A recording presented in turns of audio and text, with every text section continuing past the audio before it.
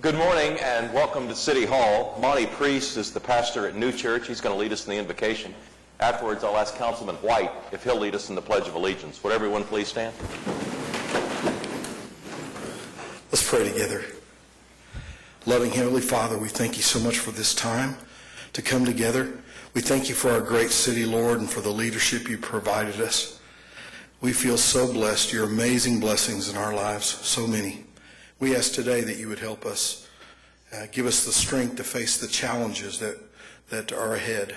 We pray whether that comes in the weather or the workplace or even in the Thunder game tonight. Lord, we just thank you for your goodness and for your people here today, Lord.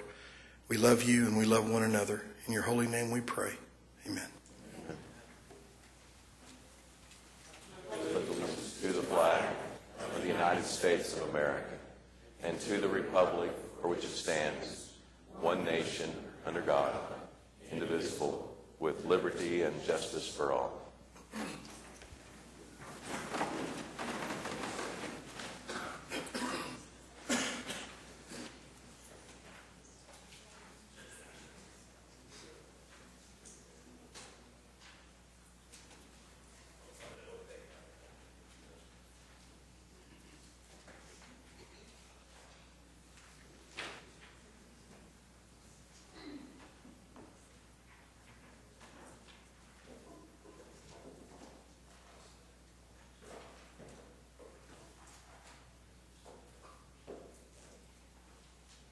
It is that time of year around City Hall when we are going through our budget process, and so it is no coincidence that we are here today to draw positive attention to our budget staff. I'm going to ask Craig and Doug and everybody in the budget staff to come forward.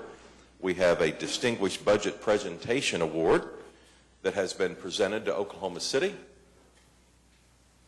And if you have ever looked through the very voluminous budget that we present every year, you'll see that if you follow through the years, how we have made it more reader-friendly and easier to access.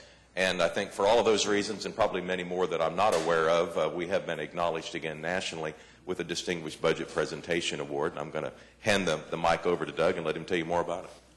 Well, thank you, Mayor. This is the 28th year that the city has received this award from GFOA. We're very proud of this. This basically shows that we're following best practices for our budget presentation in terms of as a communications guide, policy guide, and as a way to present the budget to citizens and to decision makers.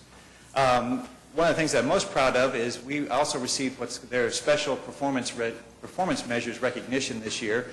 We're one of only 29 jurisdictions around the country to have received this. And that's because of our Leading for Results process, our performance measurement process that the council, departments are all involved in, being able to communicate to citizens what they get for their money when they fund us through their budget. So we're very pleased with this. I'd like to recognize my staff here in the Office of Management and Budget. We've got Mike Stroop, Lacey Kelly, Susan Cruda, Lindsay DeLisio, Joanna McSpadden, Christian York, Erica Vanderseifen, Derek Fike, and then Craig Freeman, Finance Director, is here as well with us. And so it's all a group effort, and I'm very pleased with the work that our office does. And we couldn't be more proud of you guys. So thank you. Let's show our appreciation. Thank you.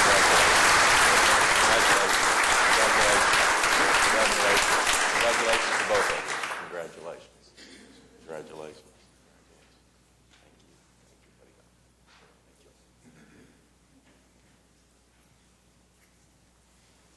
And I'm going to ask the police chief to come up.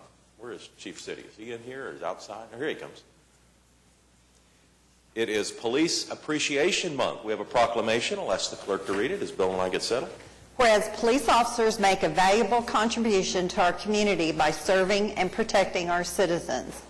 Whereas the dedication and desire of Oklahoma City police officers to preserve a peaceful quality of life for all citizens is their foremost goal. Whereas daily life-threatening hazards are an accepted requirement of the profession and most appreciated by a grateful public. Whereas certain events within the month of May lend themselves toward the positive recognition of Oklahoma City law enforcement personnel. The city wishes to announce the following days of observance and the activities planned in recognition thereof. May 1st, National Law Day. May 2nd, Oklahoma City Police Department Awards Banquet. May 9th, Oklahoma City Police Department Memorial Services. May 9th, Oklahoma State Law Enforcement Memorial Services. May 11th through 17th is National Police Week. and May 15th will be National Police Officers Memorial Day. Now therefore, Mick Cornett, the mayor of the city of Oklahoma City, does hereby proclaim the month of May 2014 as Police Appreciation Month in Oklahoma City in recognition of the outstanding performance, service, and competence exhibited by the Oklahoma City police officers. Let's show our appreciation to the police chief and his 1,000 officers. And, there's no shortage of numbers and data that comes out of the police department and FBI crime statistics, but it should be noted that from the improvement that this city made in 2013, for instance, our homicide rate dropped from 91 to 61, and that's an incredible achievement. And of course, the police department gets a lot of that credit, as well as a lot of other organizations that are working to combat crime. And in the month of December, there were no murders in the city of Oklahoma City an entire month, and not necessarily we know how long that streak is, because it's the most serious of subjects to talk about, and you hate to minimize it by talking about things like that, but it should be noted. And the police chief heads up a lot of those efforts. So, police chief, congratulations and thank you for all those efforts. Thank you. Thank you. I want to thank the community, obviously the men and women of the Oklahoma City Police Department. They're the reason that our numbers have looked better, at least over 2013. They did a tremendous job.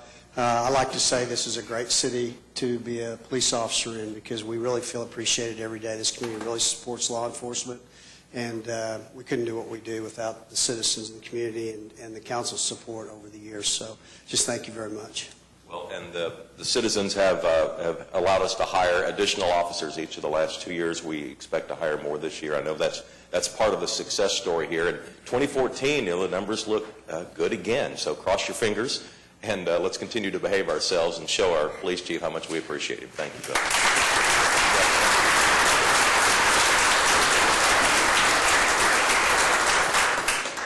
Mayor, if I could just make a quick comment. I was going to say this from items from council, but we've got lots of officers here right now, and I thought I'd take advantage of it. Last week was a busy week with the Arts Festival and all sorts of activities, but Sunday was an absolutely extraordinary day with 27,000 people running in the marathon and then the Arts Festival closing. I don't know how the OCP did it. They were everywhere. They did such a fantastic job, and we really want to thank you for all your efforts. It was just a terrific showing of what a great force we have. Mm-hmm. And if a safe city is a city that people get out and enjoy, and I think that's what we saw this past weekend, and we're seeing it this weekend too. It is also Building Safety Month, and we have many members of our city staff here that are involved in this process, so I'll ask them to come forward. We have a proclamation. I'll ask the clerk to read it. Whereas the City of Oklahoma City's continuing efforts to address the critical issues of safety, energy efficiency, and resilience in the built environment affecting our citizens, both in everyday life and in times of natural disaster, give us confidence that our structures are safe and sound. Whereas our confidence is achieved through the devotion of the dedicated members of the International Code Council who work year-round to ensure the safe construction of buildings. The Council includes building safety and fire prevention officials, architects, engineers, builders, tradespeople, laborers, and others in the construction industry. Whereas the International Codes, the most widely adopted building safety, energy, and fire prevention codes in the nation, are used by most U.S. cities, counties, and states. These modern building codes also include safeguards to protect the public from natural disasters such as hurricanes, snowstorms, tornadoes, wildfires, and earthquakes.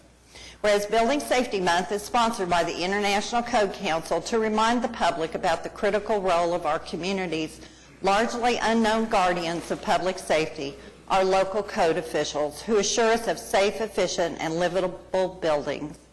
Whereas Building Safety, Maximizing Resilience, Minimizing Risk, the theme for Building Safe Month 2014, encourages all Americans to raise awareness of the importance of building safe and resilient structures, fire prevention, disaster mitigation, backyard safety, energy efficiency, and new technologies in the construction industry. Each year, in observance of Building Safety Month, Americans are asked to consider projects to improve building safety and sustainability at home and in the community, and to acknowledge the essential service provided to all of us by local and state building departments, fire prevention bureaus, and federal agencies in protecting lives and property. Now therefore, Mick Cornett, the mayor of the city of Oklahoma City, does hereby proclaim the month of May 2014 as Building Safety Month in Oklahoma City. Let's show our appreciation.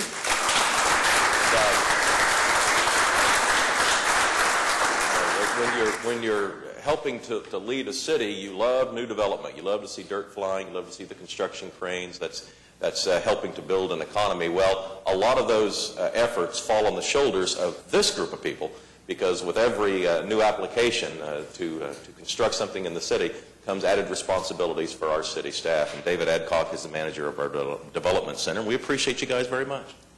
Thank you. Yes, Building Safety Month has given us a chance to help raise awareness and understanding of the importance of building codes and to ensure the safety of those buildings as they're built. So we look forward to this month and promoting that. Appreciate it. Let's show our appreciation one more time. Thank you all.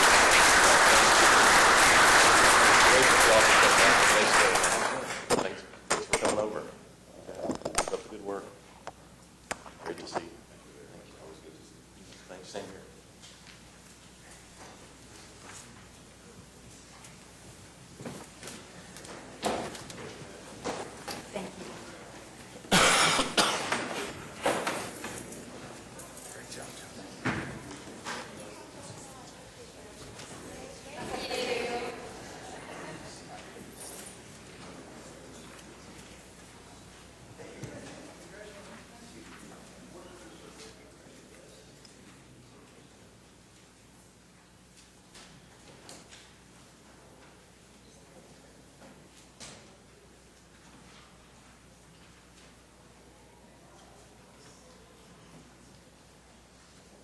We're on item 4 of the council agenda. It's the Journal of Council Proceedings. I'll look for a motion for item 4A and B. First is to receive the Journal of Council Proceedings for April 22nd, and 4B will approve the journal for April 15th. All right, comments or questions on the journal? All right, cast your votes, and it passes unanimously. And item 5 is request for uncontested continuances. Mayor, starting on page 10, under item 8E1, item C, 26 to 45 Northwest 24th Street. We ask that be stricken. The owner has secured. And item D, 520 Southwest 28th Street. We ask that be stricken. The owner has secured. And then moving to page 12, under item 8I, since the agenda was posted on Friday, the plaintiff has appealed, and so we'd ask that this item be stricken. Any other comments or questions on the item for uncontested continuances? All right, we'll recess the council meeting, convene as the Oklahoma City Municipal Facilities Authority. There are 4 items. All right, any comments or questions here on the MFA? Excuse me. I have a question on MFA A, I believe it is. If I can find my notes. Excuse me for a minute. This is a project that has to do with letting 3 engineering contracts or agreements do some drainage work. Will we bid those projects individually? Yes. Wait a minute. On drainage projects, I'm not sure about that. Let's have Eric come in and answer that. Because we've run into some problems when we bid too many, one contractor had too many projects because they tend to work them sequentially, and the last project is delayed sometimes.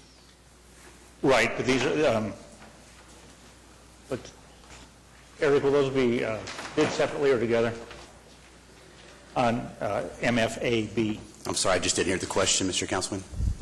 MFAB is the consultant review committee report on several projects. Mr. Ryan has asked if those construction projects will be bid to the same contractor or separately. They're actually anticipated to be separate projects, separate contractors. Okay, I was concerned about the sequential aspect of one contractor getting all the bids. And they're actually very different type streets, so each one was selected for their individuality. Okay, great. Thank you. Yeah. Thank you.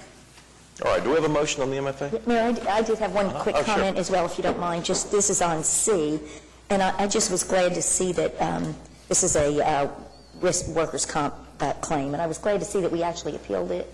You know, so many of these you don't see that, and this was a case where, you know, it looked like there was extreme disagreement between the 2 evaluations, and I was happy to see that It looks like we were able to reduce the payment by almost a half. Yeah. You know, it's a fine line. You know, we want to take care of our employees when they're hurt, and so we want to go through that, but sometimes we question one or two that come through the line, and I think the attorneys do a good job on it. We don't see that very often, so I just wanted to point it out.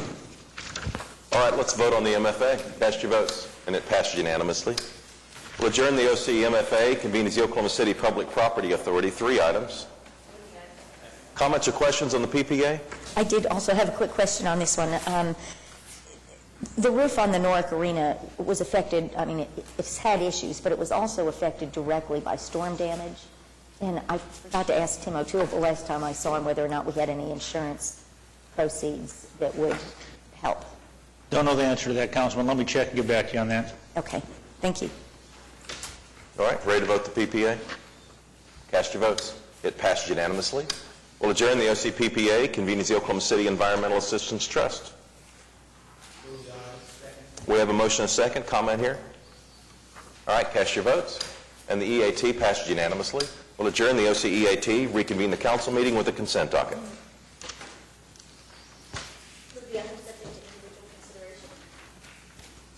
All right, we have a motion and a second.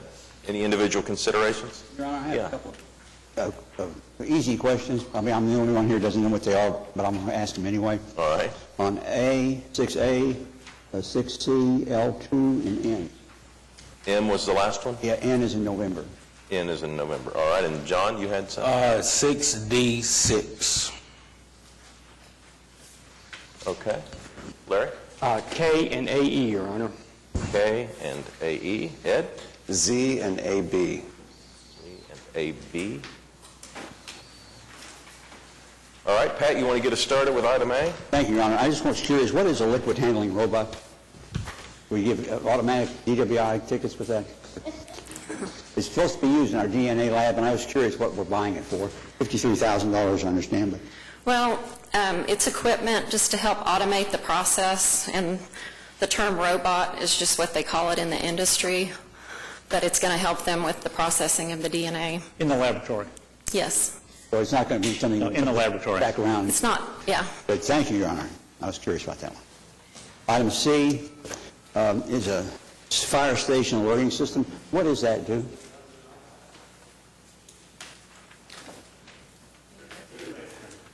Thank you. Thank you. Welcome to our meeting. That's a new alerting system we've been putting in all the new fire stations. It reduces our time for the alerting. Lights and will kick on that'll identify each individual apparatus. In case there's 2 apparatus there, it'll let you know as soon as the electricity comes to the peripheral, it will light up a color for the engine or the ladder or whatever apparatus might be responding. And how is that notification done now? It's actually a system that's been there I can't tell you when it was put in, but it's a set of contactors that are signaled, and it's not state of the art for sure. So. Well, Chief, isn't there a difference with the notification that all engines don't necessarily, all apparatus doesn't have to respond on every call that comes in, and this differentiates which engines or whatever? Yes, it will differentiate which apparatus at that station goes. It also allows us, if we have the ability to have in different sleeping quarters, it doesn't wake up all the people at the station, so it allows them to be ready and get a little more rest whenever they're not responding, instead of just every time the lights kick on, everyone in the station has to get up. But this is replacing the existing system. It will replace the systems. It's not replacing any of the existing systems we have now, but whenever we have a new station like Station 26 or some of the new stations that were on the 2007 bond issue, allows us to purchase this system for those stations. And that's going to cost $200,000? It's around $70,000 per station just to get the system in there. And that entails the speakers, all the lights, part of the electronics that allows it to talk to the CAD system. This ties right in with our computer-aided dispatch system. Some of the things that it allows is there was a timer that would be at the doors that gives you immediate feedback on how long it takes you to get to the apparatus and get out of the station. So it's kind of like getting graded every time you get an alert. You know, we try to get out of the station within 1 minute. That's the time that we receive the alert till the time that we get our bunker gear on and actually pull out of the fire station. That's an NFPA standard, and that helps us be aware of that we're either meeting that standard or not meeting that standard. And it, like I said, it gives you an immediate grade card. Either we need to get there quicker or whatever. Well, let me it ask might you be. a question. Is that time part of your leading for results goal? Yes, it is. Okay, good. Thank you, Chief. I appreciate you. Thank you. Any other questions? None. Okay. Pat? L2 is a street widening project, and the budget's only $955,000. What are we doing? Usually we spend a lot more money than that. I'm not complaining about that, but I was curious what we're going to do with only $900,000. Thank you, Mr. Councilman. I think one of the biggest differences in our streets is that sometimes we include an intersection, and sometimes we don't. This one, I don't believe, includes the intersection, which is why the cost is dramatically less than our typical street project. I'm just curious as to why that was so low. Thank you. And, Your Honor, on item 6N, this is a street improvement project, Northwestern Avenue, north of 164th Street, and that was an area where we had some pretty significant flooding a couple of years ago. Will this project help the drainage out there? The project does. On Northwestern, approximately at in the 170th range, and there is a channel crossing where the box sizes are actually being increased to take on the additional load of water. And so it includes drainage improvements along the widening as well. So that will reduce the likelihood of those houses flooding like they did last time? It will help mitigate some of that. Obviously, some of the flooding that we experienced last year, as we talk about engineered designs, do not take into account storms that exceed the 100-year event. Last year, I think, as most of you know, we exceeded the 100-year more than once, and so in those cases, it may not completely mitigate all flooding. So it would meet the current design standards, and the project meets those. Okay. Because we had, I think, a 500-year rain caused the damages out there a couple of years ago.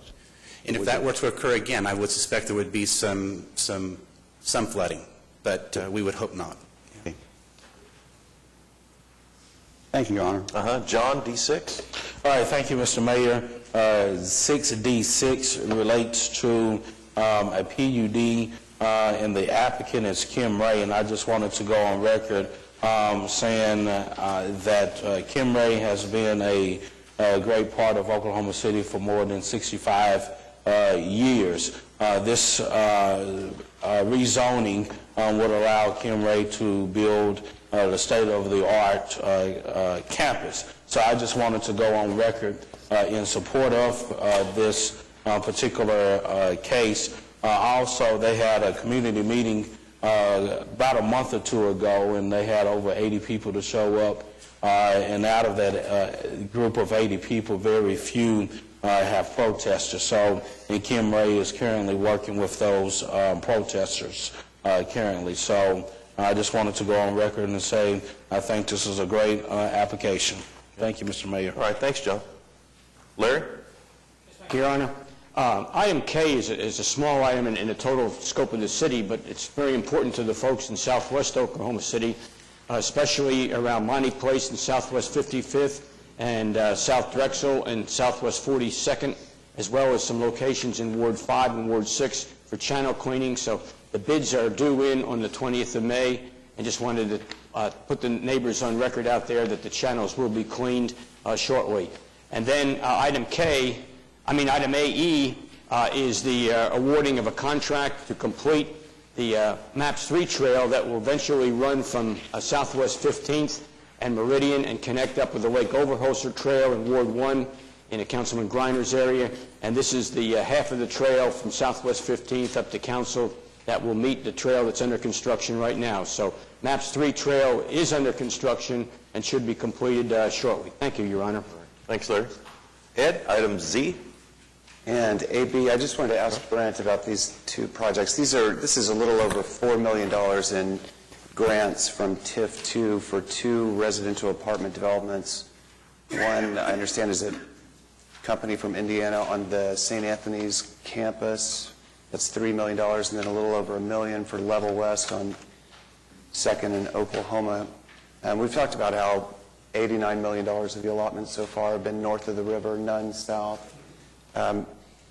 We've talked again about loans versus grants. Can you explain the need for all of this $4 million being grants as opposed to loans? Sure.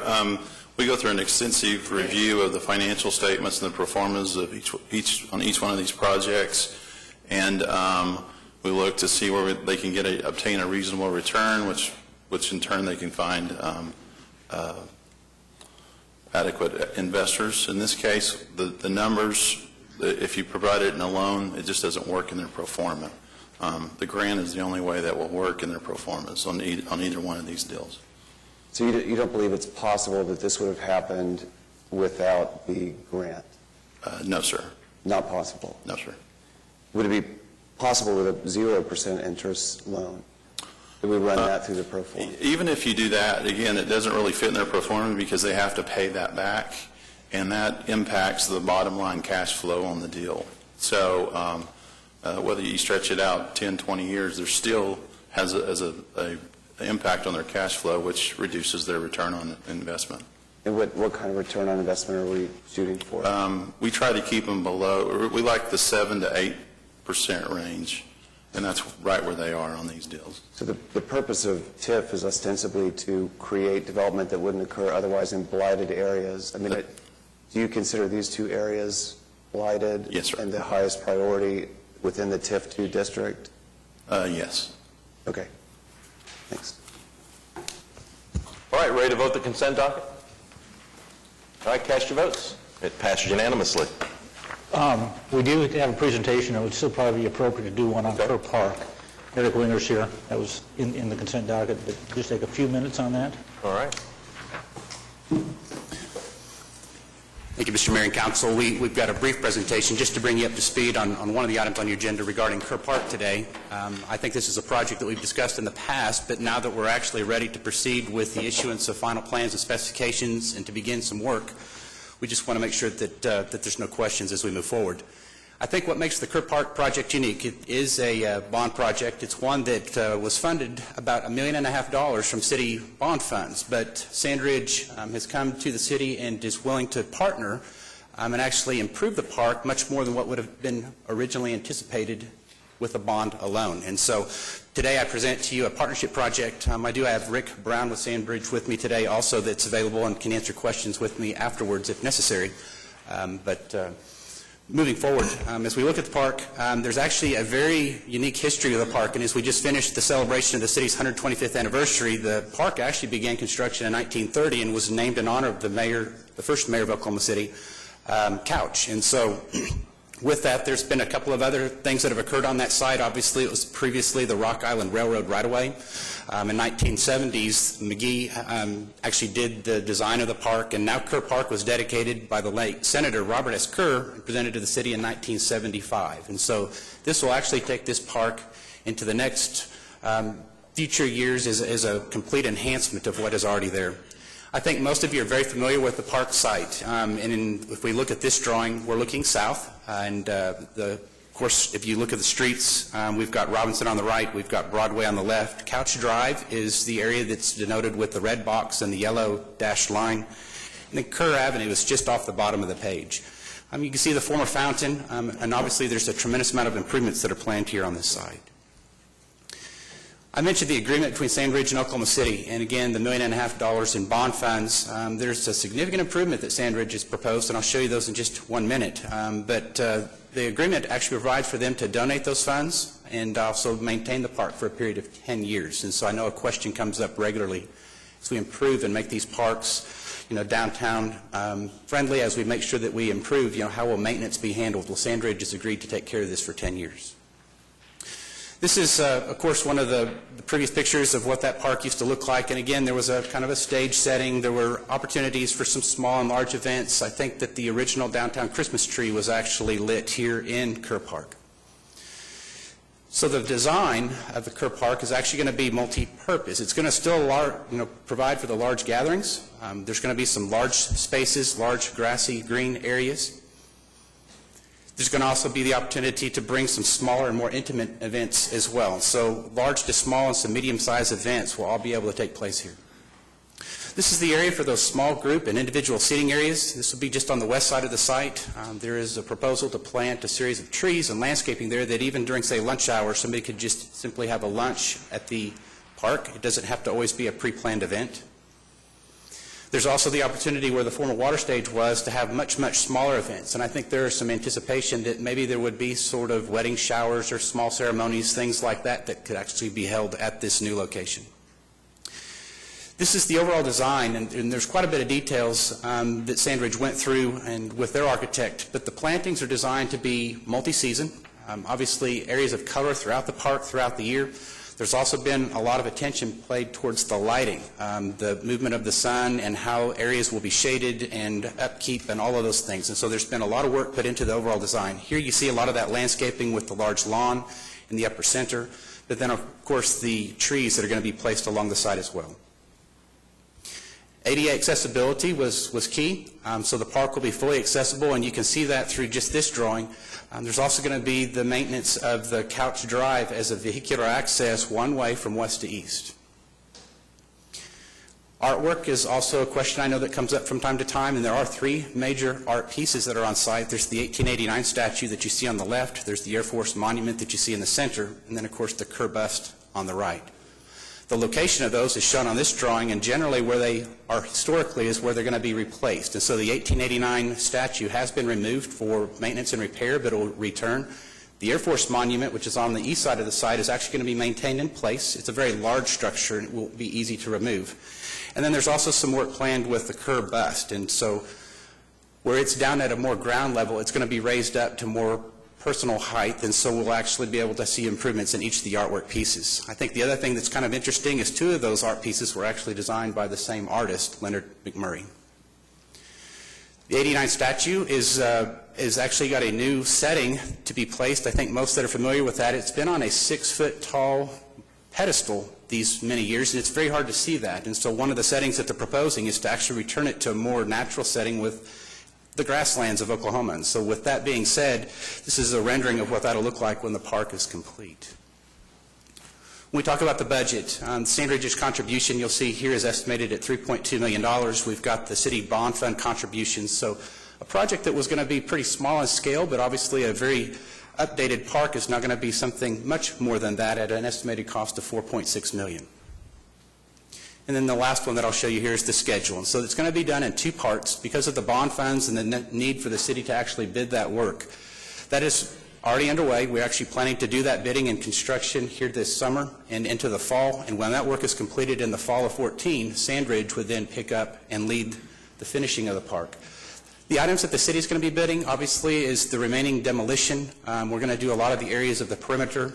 The 180 streetscape elements, the pavers, the lighting, all of the perimeter type items, those are the things that are going to be covered by the city's portion. And so you're going to see a lot of that work completed, and then Sandridge will do most of the infill. We're also going to be providing some of the same pavers for their contractor to make sure that all of that blends and is integrated completely.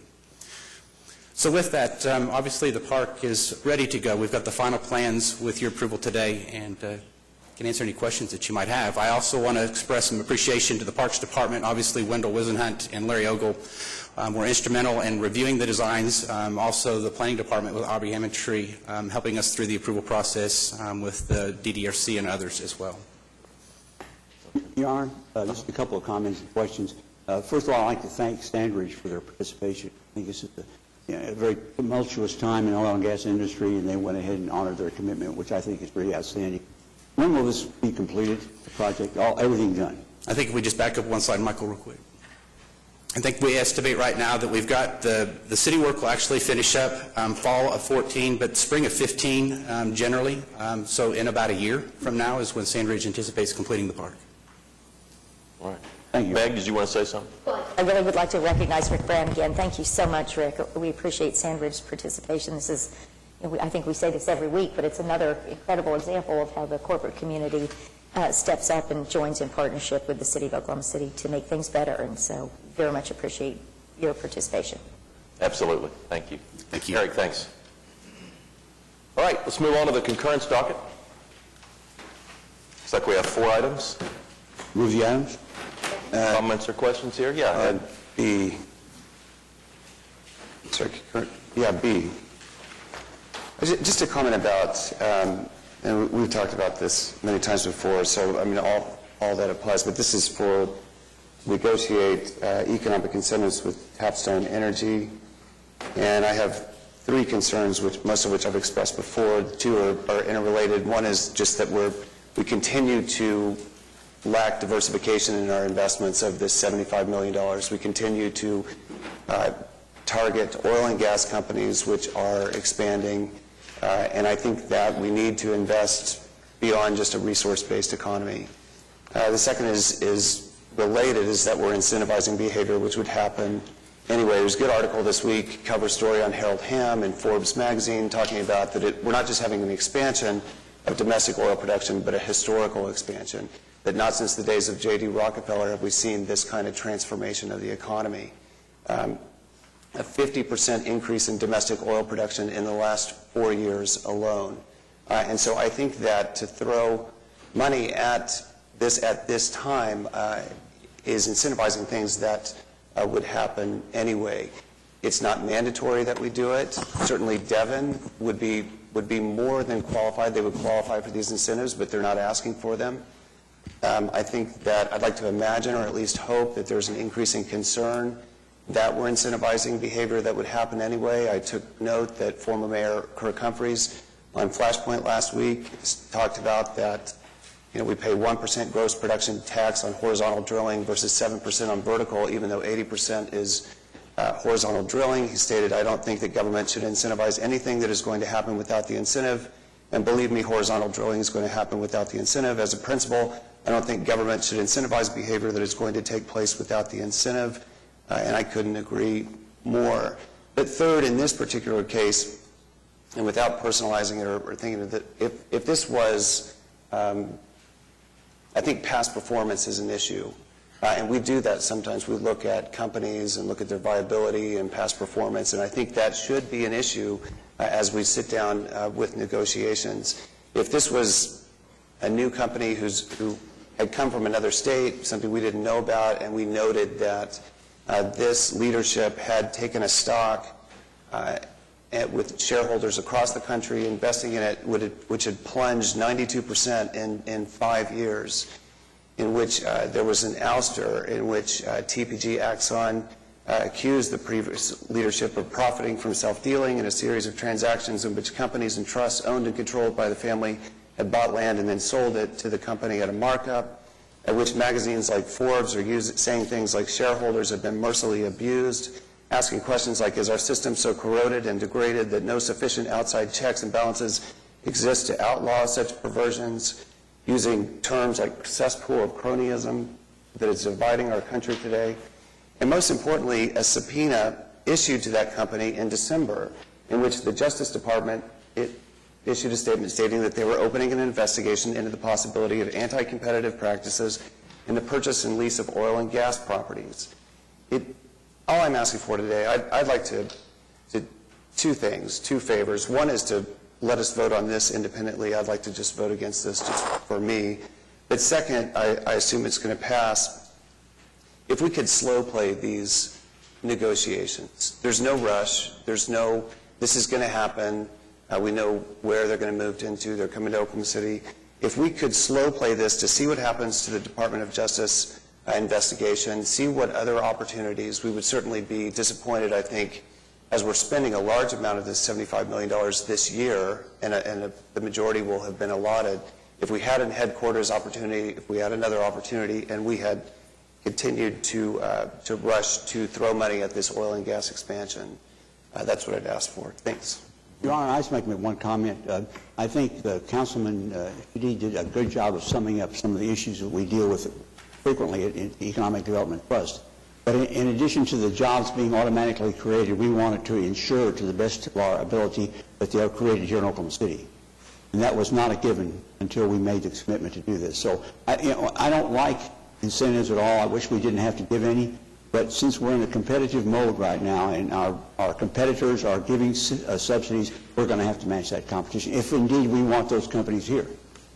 Now, they are well paid. and they make a contribution to our community. The oil and gas business has been a part of Oklahoma's history ever since.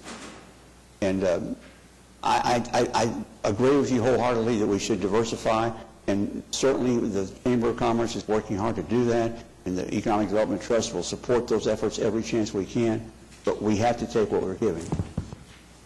And I think I think your point is good, but we need to have one more paragraph in there that says, if indeed we didn't make these incentives, would they locate here? Now, the jobs may be created, but they may be created in Denver or Houston or someplace else that is an energy center.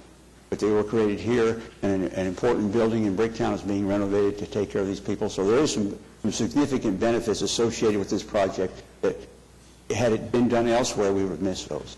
Do you have a sense, Pat, for how large an incentive would meet that threshold where if we incentivize this amount, it would stay here, and if it was less than that, it might not?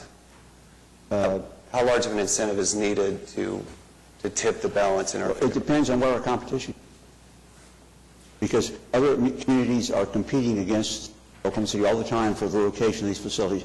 Oklahoma City just lost a big one, a distribution center. Would have employed a lot of people. The salaries weren't that outstanding, but the number of employees was really significant. We lost it for whatever reason to another community here in Oklahoma. And so I think we need to be aware of the fact that we are in a competitive world. We need to meet the competition. Now, what that level of competition is, I can't always say because it depends on what the others are offering.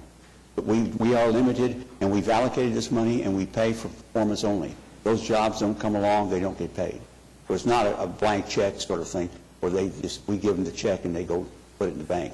We only pay, and I think Brent will substantiate this, for performance. And we have those performance measures in the contracts that we agree to on these things. And so if the jobs aren't created as we are promised they will be created, we don't pay. Do we have any evidence of how many of these jobs are created for people that live in Oklahoma City as opposed to the surrounding communities? It would seem to me that I have a couple of other feelings about it also, but this is another example of Oklahoma City's taxpayers paying for the expansion for the suburbs. They don't put a dime in this. They don't put a dime's worth of incentive into this. Now, the suburbs, we need to be careful. We need to define. We're talking about other communities, Midway City, Del City, right, 4 Acres, Bethany, not just suburbs, because some of our Oklahoma City suburbs do indeed participate in the tax. No, I'm talking about other municipalities. Sure. I mean, they don't put a dime in, and yet I've always had the feeling that a lot of these high-dollar jobs don't come into Oklahoma City. I don't know that, but I'd like to know if we've done any studies to determine where these people live. That's a very difficult thing to find out sometimes, but I know that Brett, in his calculations, tries to take that into consideration. Pete, I have a... When you hand somebody this much money, it shouldn't be that difficult to find out where the employees live, it would seem to me. Well, but employees aren't restricted to live any place. They can live wherever they want and they can move. I understand that, but it would seem to me that if Oklahoma City's going to be the only one putting money in, we'd be well to know how many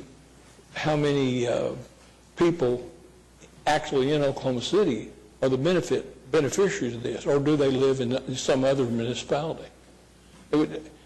Because one thing I do agree with, I watched, and I'm not a big fan of the Sunday morning Turpin debacle, but I did watch it last, and I agree with former Mayor Humphreys wholeheartedly.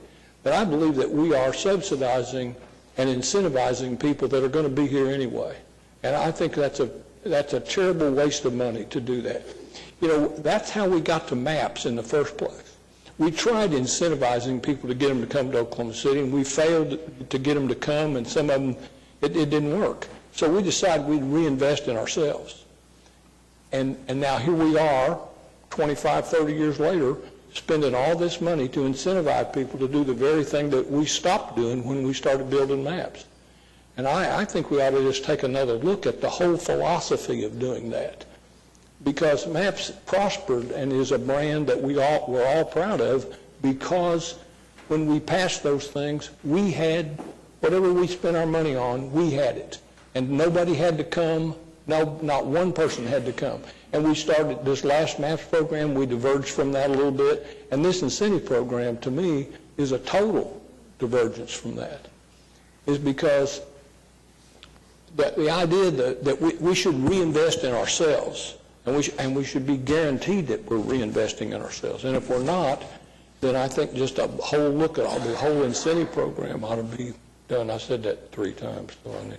You raised some interesting points, but Pete, you got to remember now that at the Civic Center Auditorium, for instance, that was done with MAPS money, MAPS 1. $550 million, I believe, was spent out there. And there's no difference when I go buy a ticket or somebody from War Acres go buys a ticket. And so we're living with the exact result that you talk about when we're being successful in our efforts to do it.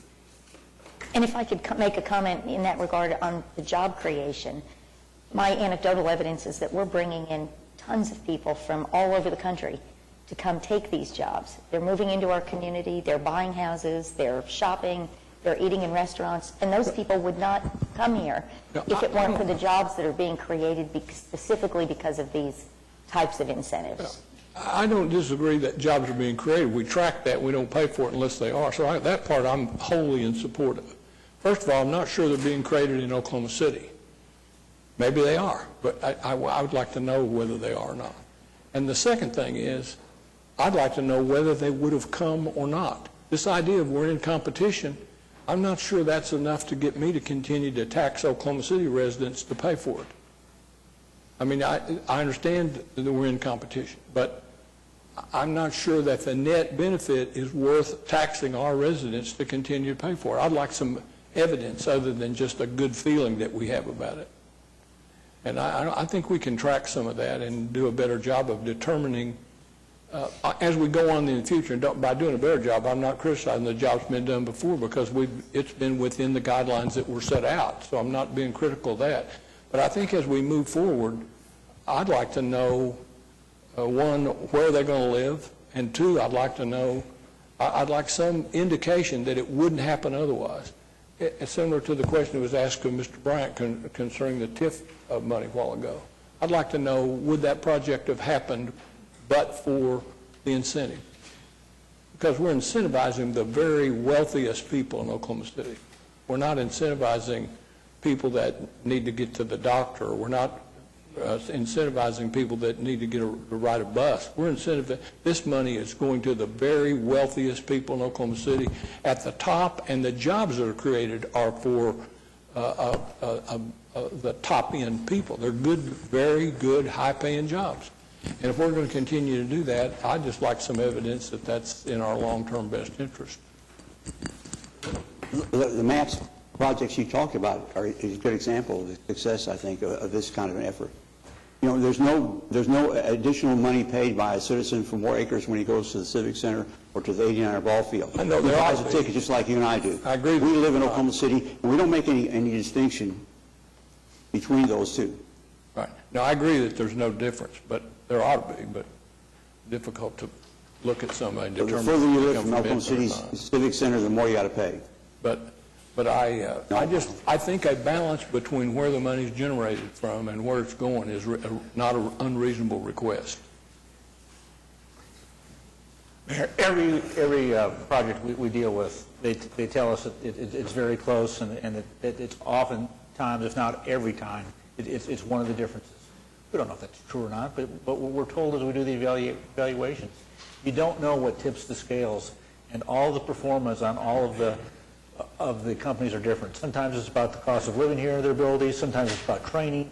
Sometimes it's about our physical location. Sometimes it's about environmental risk, about where they are in the country. There's all kinds of things that tip the scale. Sometimes it's local incentives. They put all those into their formulas and their processes. It's just not jobs. It's retail also falls in that category. You just don't always know what happens. All of them are complex models, and all of them are different, especially when they're this large. And I don't know if the money goes to the people that run the company. Some of those people lose those companies. They aren't successful in them. But most of those monies go to guarantee the jobs of the people that are out there, and they help support those jobs. And so I think most of the job creation dollars goes to the people that are taking those jobs. All right, Mike, Dave, do you want to say something, Dave? I'll give you the final word on this Yeah. topic, and then we're going to move on. I welcome the discussion that we're having, and perhaps it's an indication that perhaps we should have a segment of one of our future meetings focusing on incentives in general. That way we could be better prepared to speak for or against these, and perhaps look at possibly expanding incentives in some regards. Personally, I think we need to be more aggressive with incentives in the retail area, especially as it relates to areas on the outer edge of the city that are being impacted by the surrounding municipalities. So perhaps just a future meeting one of these days. All right. What I think I heard Ed say was he would like that one item pulled so we could vote on it separately. So Ed, I'll take that as a motion on item 7B, that we'll vote on 7B separately. Yeah, so we have a motion on the rest of the concurrence docket. So why don't we first vote on item A, C, and D? You with me? Right. Okay. Cast your votes. And that passed unanimously. Now we'll vote on item 8B, which is the item from the Economic Development Trust. Cast your votes, and that passes 8-1. We're on to item 8. This is Ward 7, by the way, Mr. Mayor. That's right. The jobs are being created in Ward 7 in record numbers. And This is a blessing, just for the viewers out there. These projects don't just show up suddenly, miraculously at the council without total and thorough vetting ahead of time. The Economic Development Trust, chairman by Councilman Ryan, I happen to sit on that trust also, has already gone on over the particulars of each of these transactions that come and get to this point. And I can assure the voters, you may not like it or not, but the projects that get here for our consideration all adhere to the intent of the legislation, the ordinances, the vote of the people. The funds for this particular operation here, right, were authorized in the 2007 General Obligation Bond Program, were they not, Mr. Couch? Yes, sir. And parameters were set up on how those monies would be spent, how much a job would be created to do that, the type of paybacks that would be required before we would incentivize, and also how we would protect the taxpayers' money should the project not create all the jobs that were intended.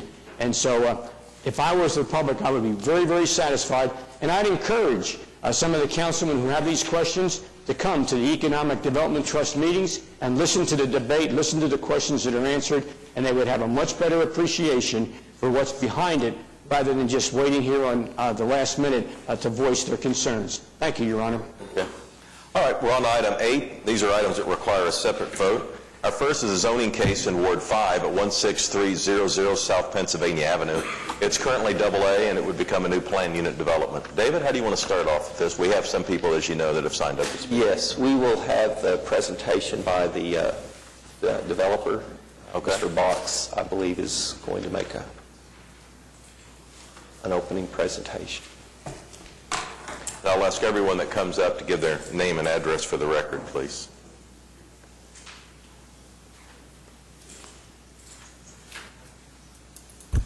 Good morning. David Box, 522 Colcord Drive, here on behalf of the applicant. Also with me is Richard McCowan, Zach Roach, and Chris Anderson. This is a unique case. It's one that we went to Planning Commission way back last November. And at the time, at that hearing, we had a 4-4 vote. We asked it to be sent to council without a recommendation. And when it came to council, council had sent it back to Planning Commission because they wanted a recommendation. So we went back through the Planning Commission process, and it is now here before council with an 8-0 unanimous recommendation for approval. What we have is truly a unique development. My client is in the business of creating not residential neighborhoods, but creating communities. Oftentimes this council sees applicants come with a PUD in order to increase density or to have something within their development that doesn't meet the zoning regulations. Well, here we have a situation where the applicant has done a PUD that will allow for a really unique community. They're able to do things with porches and designs of homes that I'm going to let Mr. McCowan explain. But it's significant to note that this PUD actually decreases the density from what the R1 density would allow.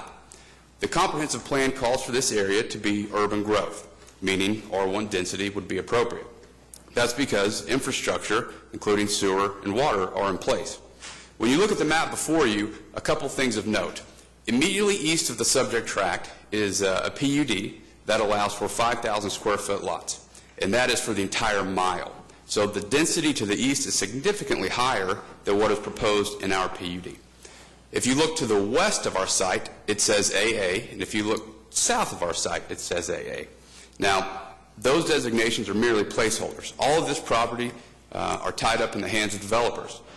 All of the property you see as AA, south and west, will be redeveloped for some form of single-family and hopefully some form of commercial development. But it is worth noting what we're able to do through a PUD here is not sidetrack and not get away from regulations, but create a lasting community that will have lasting value.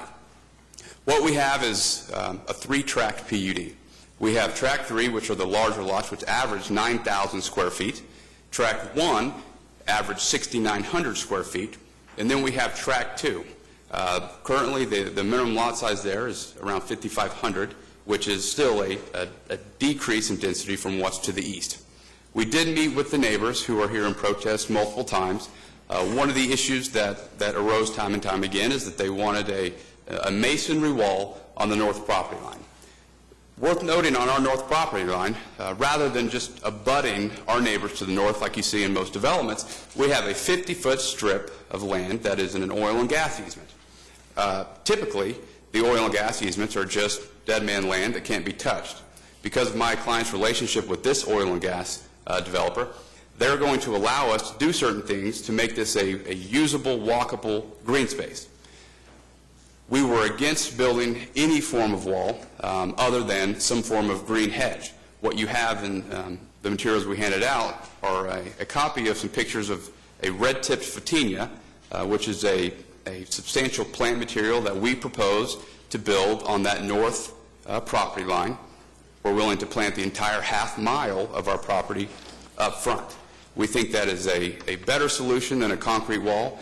It will grow taller than a concrete wall, but over time it will be a source of beauty rather than just a hard masonry wall. After the last meeting with the neighbors, we went back and started putting a pencil to it to could we make this wall work. The first thing we had to do was talk to the oil and gas company. The other thing I handed you was a letter. We got a letter back very quickly that said under no uncertain terms would they allow any form of permanent structure, which in their opinion a masonry wall would be. One of the things that we are willing to do is build a 6-foot chain link fence on that north property line to prohibit any movement north from our residents. Over time, we think the red-tipped photinia will grow into it, so you won't notice it, and it'll just be a beautiful hedgerow. With that, I'd be happy to answer any questions. I'd like Mr. McCowan to get up here. One other thing, on the north end of Tract 2, we are willing to decrease the density of that north line by approximately 20%. That will ensure that there are no lots that are less than the R1 standards on that north line. Be happy to answer any questions, and I'm going to turn it over to Mr. McCowan. Okay. Thanks, David. Richard McCowan, Green Earth Land Design, 4409 Cannon Drive in Norman. Glad to be here today. Trying to make this brief. 13 years ago, I moved down here from Kansas City, happily building houses up there, but in large part, thanks to the efforts of MAPS and seeing all the exciting things that were going on in Oklahoma City, I sort of jumped at the chance to take over the land development operations from my father for Ideal Homes. And the very first thing my brother asked me to do, rather told me to do, is create the greenest neighborhoods in the country. And we really didn't know what that meant at the time. But he said, I don't want any more gridded out subdivisions that don't create community. I want you to figure out how to create community. And that has sent me on a fantastic adventure of creating meaningful open space communities with walking trails, with eyes on those open spaces, places that people can call home, safe places for kids to grow up, to watch tadpoles turn into frogs, to be as connected to nature as you can in our busy suburban lives that most kids are growing up in today. I've had the great pleasure of working with Dr. Kaufman, PhD of ecology, and my landscape architect from the University of Oklahoma, as well as lots of other researchers from both OSU and OU. And what we're bringing for you here today is where we're at with all of the knowledge that we've gained from the past 13 years of trying to create lasting, fabulous, permanent communities that become places that are of substantial significance for our community. And as you look at our historic neighborhoods like Edgemere Park, one of the things that's great about it is it has a fabulous park running through the middle of it, and that big, meaningful open space gives you a safe place for kids to go and play. This is, as David mentioned, part of a larger design. It ties into the Trailwoods community that's to the east. And it also, I represent another group that has 320 acres just south of this, and we've been in discussion for several years now with Moore Public Schools about creating a new elementary school at the southeast corner of the intersection of 164th and Penn. So with those things in mind, we've designed this community not just to bring the pedestrian, and particularly the small pedestrian that you sure wouldn't want to get backed over by someone backing out of their driveway in their SUV, but we've also created a safe walking trail to that future elementary school. And as you know, communities like this take years to fully build out, but we think that these things are probably going to come together over the next 5 to 10 years in a good and timely manner. We've done lots of research with stormwater quality management. In fact, we're 4 years into an EPA research project in Norman called Trailwoods. It's just now been handed over to the Department of Engineering from the University of Oklahoma, and it's gone into the testing phase, where we're looking at our best management practices of filtering out pollutants like phosphorus and nitrogen, as well as other pollutants that come off the roof and the roads, and seeing the benefits of our low-impact best management practices as compared to the typical way things are created. This PUD allows us to have that significant open space which can begin to do the ecological work of stormwater processing and filtration, at the same time creating a great community asset and a great place for kids to go catch fish and go for a walk and to keep people in shape. I know that's been a huge initiative, and I love seeing people out moving in the neighborhoods. The minute we build a walking trail, people are walking on it literally the very next day, sometimes before the concrete's even hard. The last thing that this community has that we're bringing to you with the planned unit development, we'd like to have the opportunity to pull the front porches forward. We know it's important for cars to be able to clear the sidewalks, so that 20-foot setback that's in all of the R1 zones still is in this idea, so the cars have a place to, your guests park in front of the garage and clear the sidewalk. But if we can pull those front porches forward just an additional 6 feet, then you've got a better, more friendly, walkable neighborhood. Well, for those reasons, I would love to see this become a demonstration project for how we begin to look at future green development. We're really wanting to do things that allow us to create this meaningful open space and still have a viable project. Anyway, I'm happy to answer any questions. I'm very excited about this. I think it will be a fabulous addition to the city as a whole. And hopefully some of these houses are actually in the executive price range. Maybe we'll get some of those high-paying jobs to come and live in this part of the city in the future. Thanks, Richard. David? If there's no other questions, I'll turn it over to the protesters. Thank you. France, we have some people that have signed up. I yes. can call them up. Okay. Jerry Foshi.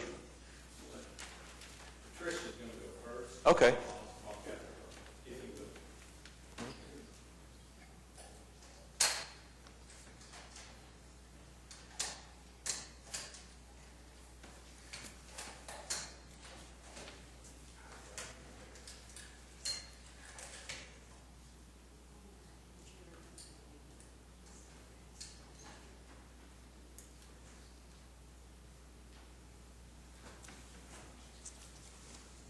Good morning.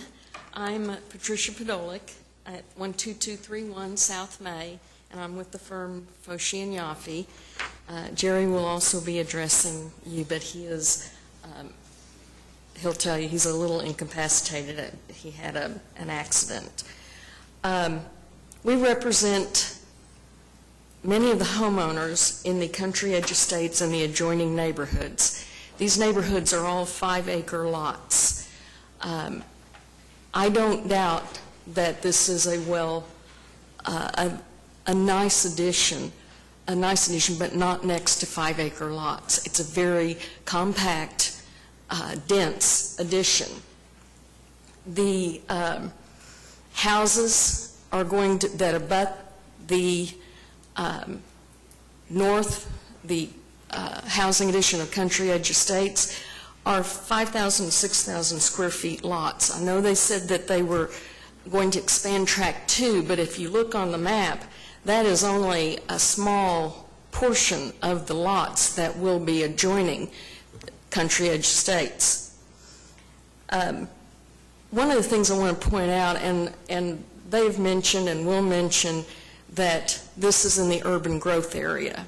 I'd like to point out the ordinances which go, are over the plan. I mean, the ordinances do not necessarily say that you have to follow the Plan OKC, and not even the Plan OKC says that this is required that you develop these into these kind of additions.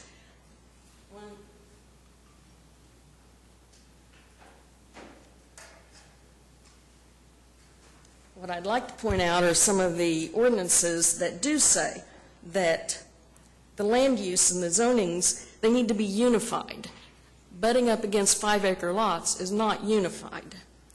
They should be allocated in a manner that is compatible with the adjoining additions. This is not compatible. These are 5-acre lots. People here bought their houses years and years ago with the idea that they were living in the country.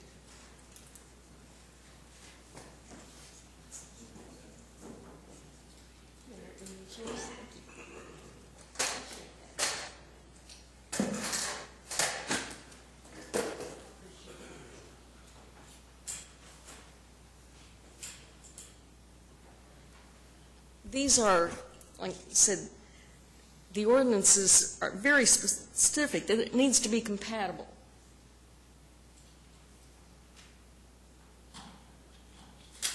These are all from the ordinances, not from the plan, not from me. These are from things that were developed and voted on by us. There should be a visual transition. It should screen incompatible uses, minimize any negative impact. I know they're talking about putting in a green wall, but the green wall does not keep kids from getting over into an agricultural area. When I say agricultural area, I'm talking about farm animals. They have horses, they have pigs, and they can have that because they're in the agricultural area. So we're talking about butting up a housing addition with an attractive nuisance for kids. The green wall also does not screen out any sound. The sound level, and one of our homeowners is going to talk about that. But the sound level from a housing addition like this onto these 5-acre lots is going to impact their quality of life. One of the ordinances that the additions of PUDs, now these are all relating to PUDs, not to just general development. These are all relating to PUDs that I'm talking about, but they should be similar in placement and proportion. These are not similar in placement and proportion.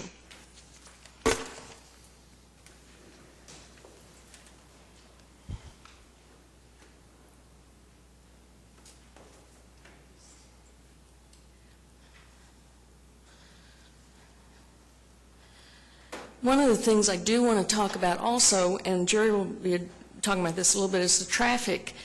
I don't know how many of you, I know that Councilman Greenwell has been on the south side and seen Pennsylvania. I live off of Portland on the south side, and it's very similar. It's a two-lane road, just with the asphalt top, not the concrete, and I don't know the technical terms, so I apologize. There's no curbs, there's ditches on each side, and there's no plan. This is not an any bond issue. A housing addition like this will put, conservatively, 1,000 more cars out onto Pennsylvania and out onto Southwest 164th and 149th. That's a lot for a road that's not designed for that. It is a country road, an agricultural area road. There was no traffic impact analysis done. I really don't know why. It qualified for one. It was supposed to be done, but for some reason it was waived. I don't know why it was waived.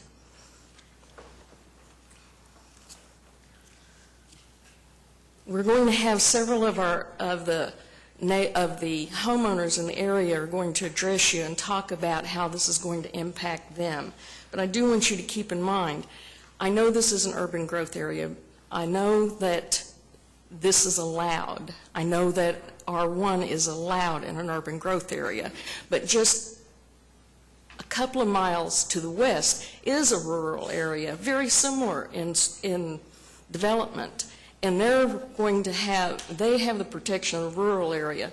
This area should be considered a rural area in spite of it. And with the development of the new plan, and Jerry's going to talk about that, this is being looked at as perhaps should be rethought, and I'm asking you to rethink it now. Okay. Thanks, Patricia. Robert Newman? Do you want to speak now, Jerry, or want to? Okay.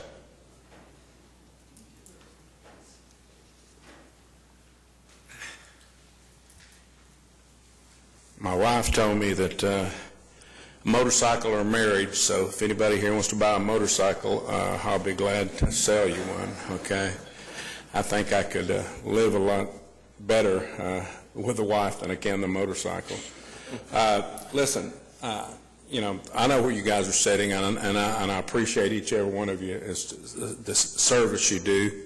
I know after 14 years on the council, I knew wherever Barking Dog was in South Oklahoma City. So this project is one that, first of all, I'll say I think it's premature, to say the least.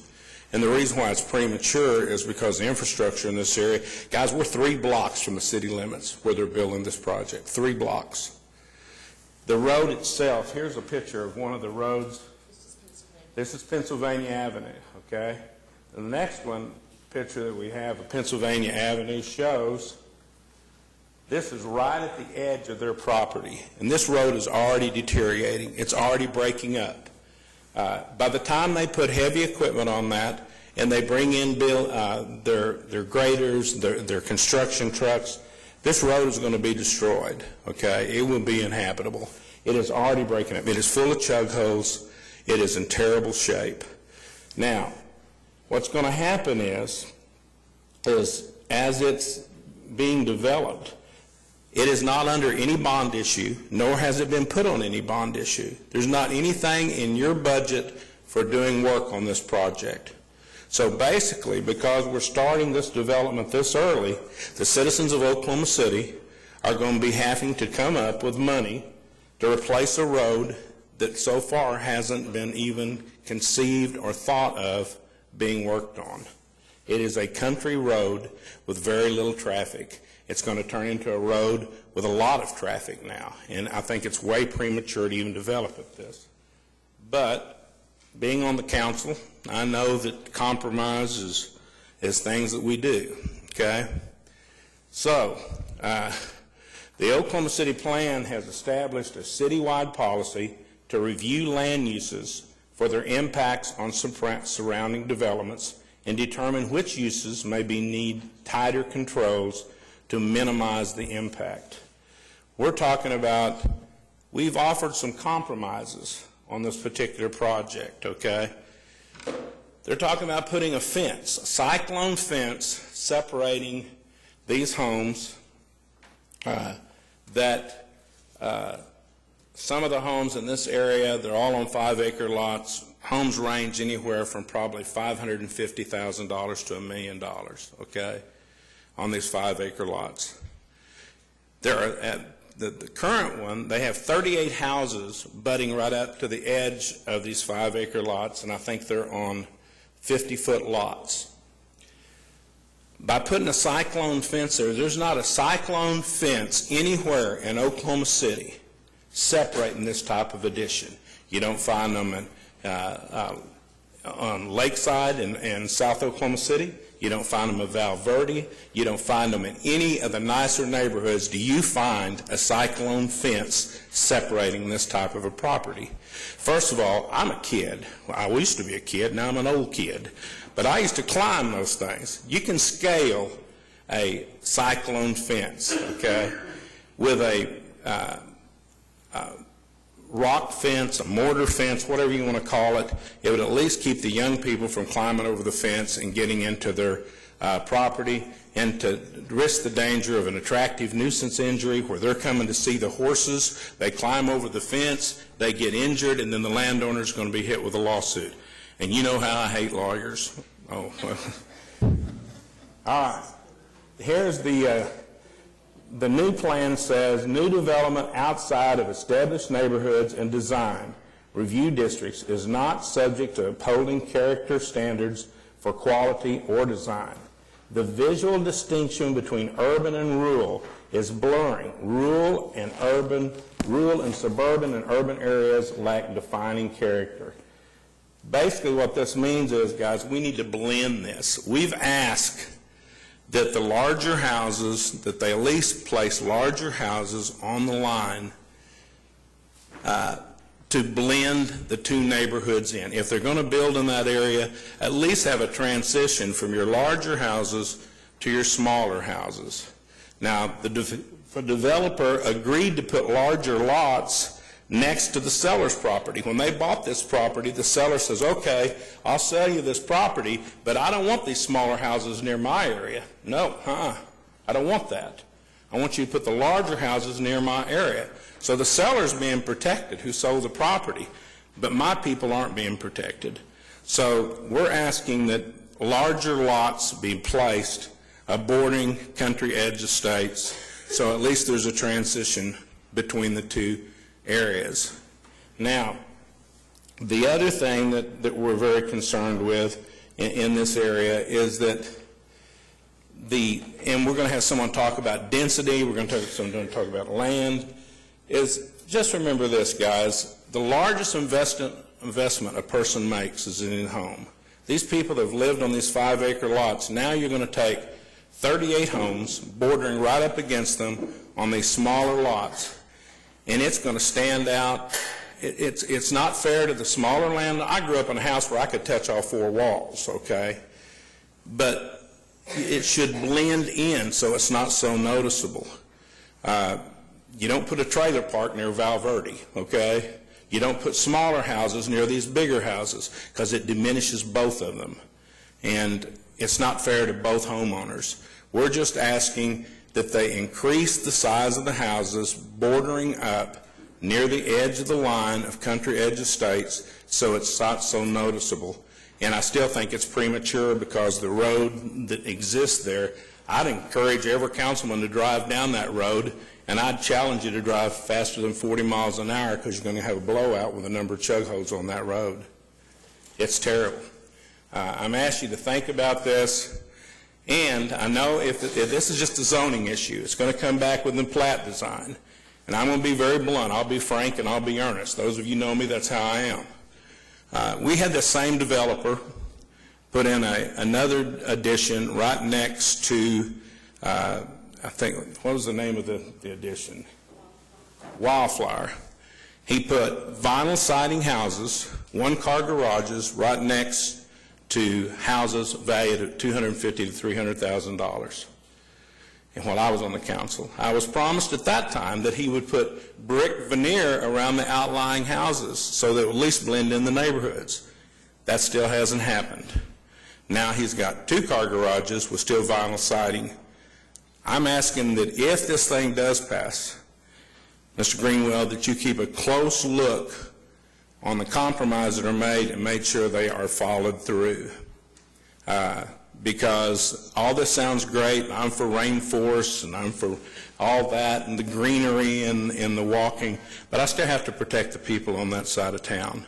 And I just think right now that they're being left out in the cold on this decision, and I would like you to really be strict on what you require. I'm asking you to vote against it, but I don't think that's going to happen. But I'm at least asking you to, they've tried to compromise. They've asked for bigger houses. They asked for a wall there separating them, not a cyclone fence. And so those are the 2 things that we're asking. Thank you very much. It's like the Newmans are here asking to speak.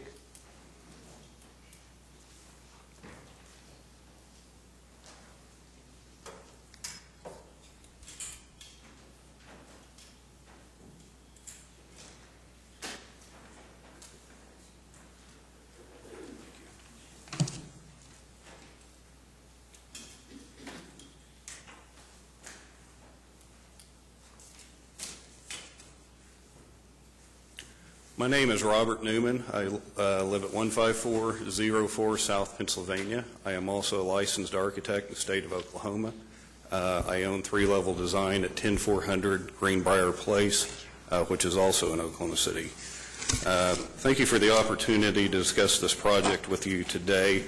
I know that a lot of you aren't familiar with the area, so I brought kind of a aerial map to kind of show you where this is in the context of the city.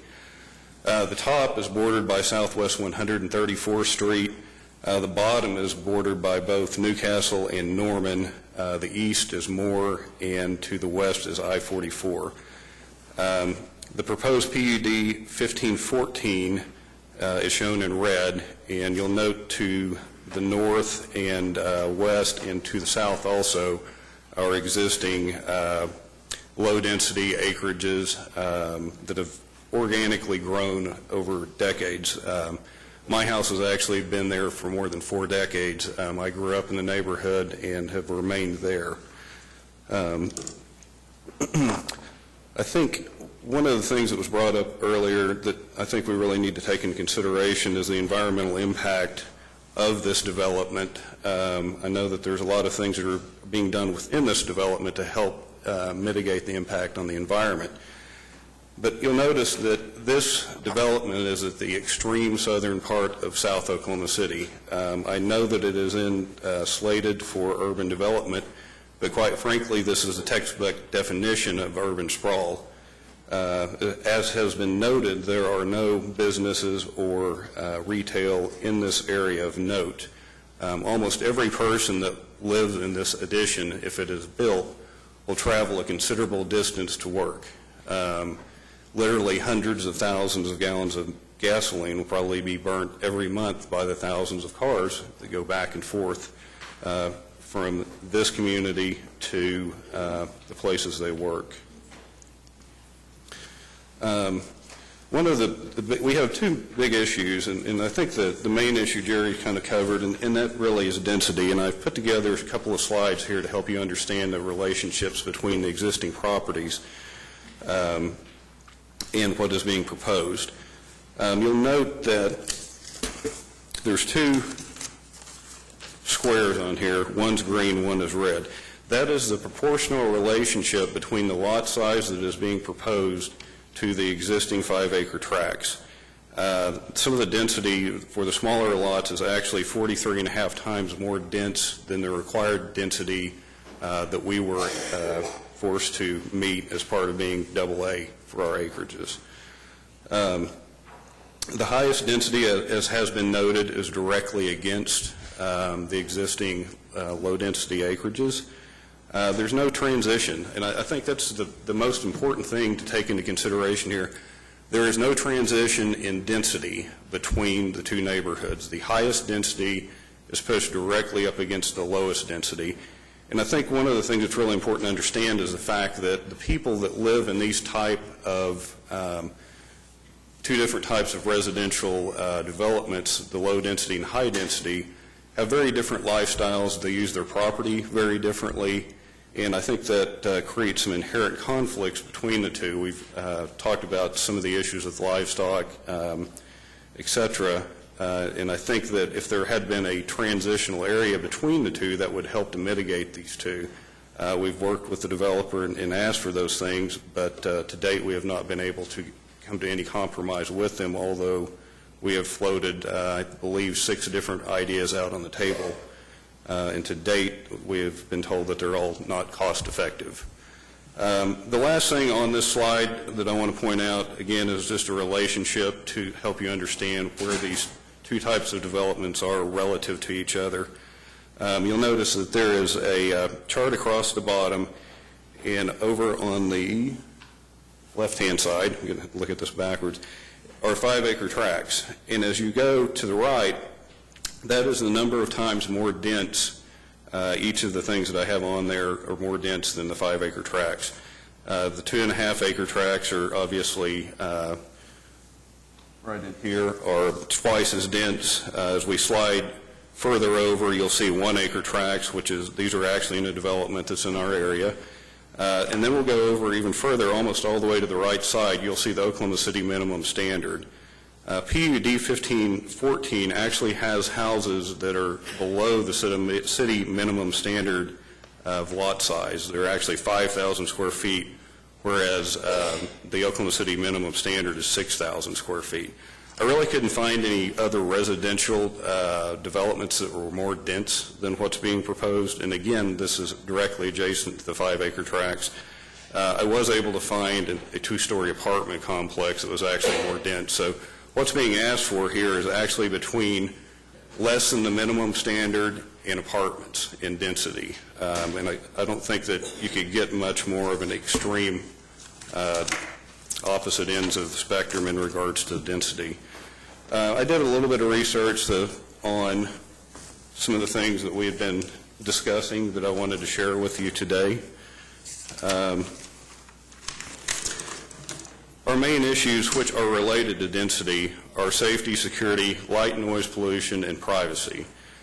One of the reasons that we asked for the green wall, or we asked for the masonry wall, was to address these issues. And I think we've talked about earlier that a lot of people do have horses, there's even some donkeys in the neighborhood that kids could be drawn to and potentially injured, not understanding the danger of getting into a pasture with a large animal. I started out by looking at the noise issue, and it's pretty easy to find information on masonry walls, precast concrete walls, because they are frequently used to attenuate sound.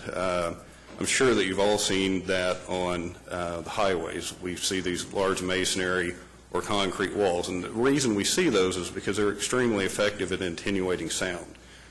I also looked into a green wall and trying to find out what the sound attenuation from that is. That was one of the things that the developer had suggested. I couldn't find any data on this. So we ended up contracting AVD, who is a commercial audio-video consultant, and I was able to find a red-tip Fatina hedge, very similar to what's being proposed here. They were able to do an acoustic test on that wall, or that hedgerow, in order to determine its effectiveness at attenuating sound. What we found is that there was a 3 to 4 decibel reduction. We tested, the test area is indicated here. It was in the densest part of this hedge. They were somewhere in the neighborhood 8 to 12 feet tall and fairly dense. In contrast, a masonry wall or a precast concrete wall, similar to what we have proposed, will have a sound reduction of 38 to 40 decibels. Now, the important thing to understand about that is that when you calculate decibels, it uses logarithms, and with the impact of that is 30 decibels and 40 decibels. To go from 30 to 40, most people perceive that to be a doubling of sound intensity or noise level. So the difference between 3 and 4 decibel reduction in 38 to 40 is huge. There is no comparison, really. One of the other things to note, the homeowner that had planted this hedgerow, I talked with him quite a bit about it, because I noticed in the other photo you'll see that there are some holes in the hedge. There's also some hedges that are significantly smaller than others. And I asked them if some of those were damaged in an ice storm or something perhaps, and he had to replace them, and he said no, that they were all planted at the same time. Some of them, for whatever reason, probably soil conditions, had grown better than others.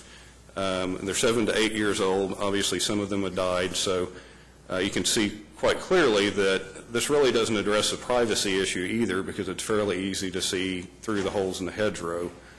I know Jerry talked about the chain link fence. Obviously, he's not the only one that's climbed them, because I have too. So I think that doesn't necessarily address our issue or our concerns in regard to safety and security. The last thing that I did was I tried to understand one of the issues that the developer brought forth was the cost of a masonry wall. So I wanted to understand it in the context of this project. So during our meetings, they had told us that the least expensive house in this project, in the product line that was the least expensive, was $165,000. I took that as a baseline number, multiplied it by the number of houses in this land development, if they built all of those houses at $165,000, which they are not going to do, obviously. Then I also consulted with a local fence company, got a linear price for the fence, a 8-foot precast concrete fence, similar to the ones that you have all seen, and looked at that based on the cost of the project. That cost would be 0.3%. More than likely, the median house price is going to be much higher, so that's probably going to be 0.1%. I frequently deal with budgets, as you guys frequently do. 0.1% of a budget cost doesn't even get on my radar.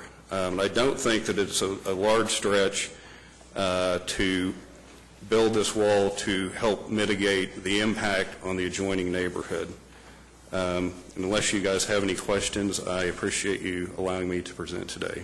Thank you. Not, at least not right now, Robert. Thanks. Is it Roy or Ray? Okay. So it looks like we've heard from before. I have a couple of questions, David. Is it okay? Yes. Good. I don't know if this is for David or Richard, but can you address the sprawl issue? Because I think critical here is are we addressing infill between Moore and Norman, or are we just merely sprawling into the to the edge of nowhere?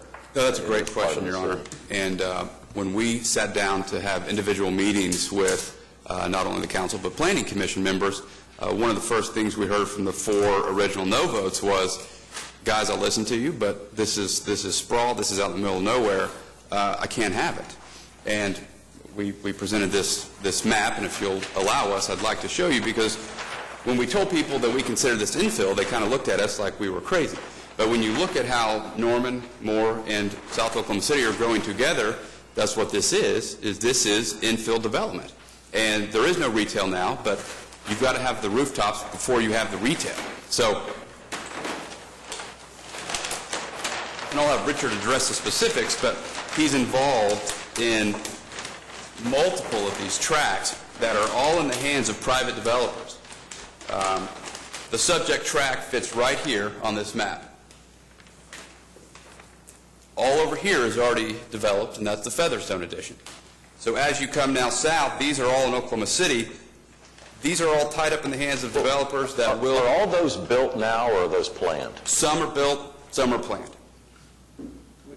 This neighborhood is built here to Franklin Road. There are houses under construction here on this 50-acre parcel. These are being built. This is the Talavera addition by E.B. Odom. Can you show what's Oklahoma City, what's Moore, and what's Norman? This is in the city limits of Oklahoma City, as is this tract. This is the border. This is Norman. This is unincorporated Cleveland County. This is Norman here, and this is the city of Moore, and this tract is under current development also by it. Very much the two cities growing together. There's significant development right here, the 300-unit apartment community. Yeah, but that's 3 miles away. But, okay, so go down now to the bottom left part of that map. I'm assuming that's southwest, if the top's north. Down here. Is that the floodplain of the river? This is the river. And so is that going to be developed, or because it's in the floodplain, is it going to be something else? And maybe you have to guess or just kind of tell me more, because you know more than me. That is correct. This is the 500-year floodplain down in this area, and so it probably will remain open or very low development, particularly the parts in Norman will be. Okay. And is that in Norman? Is that in the city limits in Norman? That floodplain aspect? Yes, sir. Where's the existing retail or commercial in this area? Roughly on 149th Street East into Moore. Is that what you're asking for? I guess what I'm really asking is where would those that live here shop, and in Oklahoma City, Moore, or Norman? Our hope would be Oklahoma City. What's outlined, everything you see in red is proposed future retail. I'm about to file an application on 49th in Western. That's a 20-plus acre all-retail PUD, 164th. And then we just got done about a month ago. This council approved a PUD up just north of 149th in Western. So as rooftops continue to come online, that will drive this retail. But without the density, the retail won't come online. Ed, just from historical perspective, about a year ago, they finally widened Western Avenue from 134th down to Norman, which linked the communities a little bit better. So you're seeing development along Western? Or we hope. We will. Yeah, I hope commercial really takes hold along Western Avenue and actually begins to pull some of the retail from Moore back into Oklahoma City. Well, Richard, would you build in a 500-year floodplain? No, sir. We don't build in. Okay, and do cities allow that? Sometimes. It can be done with an engineered solution. Those that feel lucky. That's really not our policy. All right. And if you can put the map up. My last question is with the wall. The neighbors are seeming to take the stake that you don't want to pay for a wall. And I think, if their math's right, it does seem like a small, personally, I don't like walls that are between neighborhoods. If I had my way, we just wouldn't have them. I don't think they increase community to have walls. But if that's what they want, I'm not going to be completely unmindful of their choice. And what they're saying is on the cost. Is it the cost? Is that what's keeping the wall, if it were a good idea, from being constructed? Your Honor, it's a great question. The answer is no. At the end of the last meeting, we went to the oil and gas company that holds those easement rights and asked for permission. And they said no, and that's the letter that you have before you. They will not allow us to build a wall in that 50-foot easement. And so there's no way to create a wall that will attain the desire that the neighbors want. What are they doing in that area that they don't want a wall? Are these pipelines that are underneath? They have. And they're taking oil from where to where? Are these from wells? Yes, sir. Okay. And so they have active oil and gas lines that are running through that 50-foot easement, and therefore their rights are... How deep are these lines? Boy, that I don't know. I know there's several. All right. Yeah, sure, Jerry. Concerning the wall, a cyclone fence, in my addition, I live at Kingswood Addition. The wall that they have, they're all based, you can buy walls that are faced on slats. In other words, you literally have an entire section that will fit down within a slat and can be easily removed. In our addition, we've had to remove them several times. So it's not going to interfere with this oil. How tall of a wall are you thinking? I think the 6 foot wall. We've got them around. look at almost every addition, and they have the very similar wall. Now, they're not cinder blocks. Yeah, they look okay. I just don't like what they imply. Well, I know, but they're concerned about the sound, they're concerned about the noise and the increase in the noise, and I don't think that's too much of a compromise to ask that they do this. Well, 6 foot doesn't seem to be, all that. I don't think so either. And as far as whether this is urban sprawl, you can put a dress on a pig, but it's still a pig, okay? There's not one gas station anywhere near this. There's not one grocery store anywhere near this. There is no amenities anywhere near where they're building. It is less than 3 blocks from the city limits. You've got Newcastle here. You've got the Canadian River floodplain here. All the houses south of this addition are all on a minimum of 5-acre lots. And now they're going to increase the density to the same thing as an apartment complex out in the middle of nowhere. It is urban sprawl, Mr. Greenwell. You can color it whatever you want to color it, but it is. And as far as Western, we got a 4-lane road at Western. We didn't start development until they built the 4-lane road. Here, you're starting the development when you've got a road that's not even on the bond issue. You're going to be spending city tax dollars fixing this road up.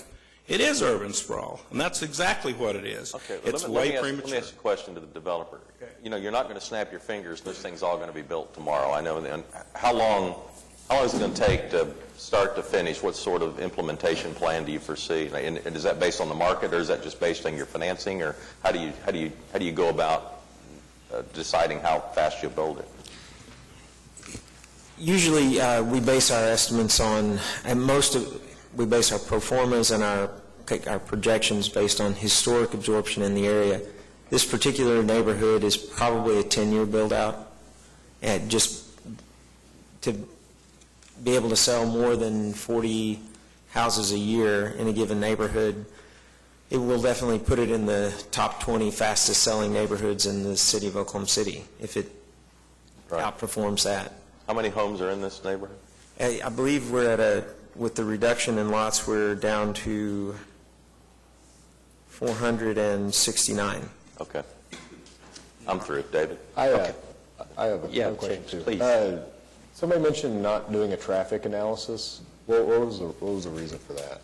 Here's the reason. This didn't qualify. The staff reviewed it, and based on the full build-out, it did not warrant, based on the ordinance in place, a traffic study. Because that full development, the infrastructure in place, will still carry and handle what is proposed. So that is why.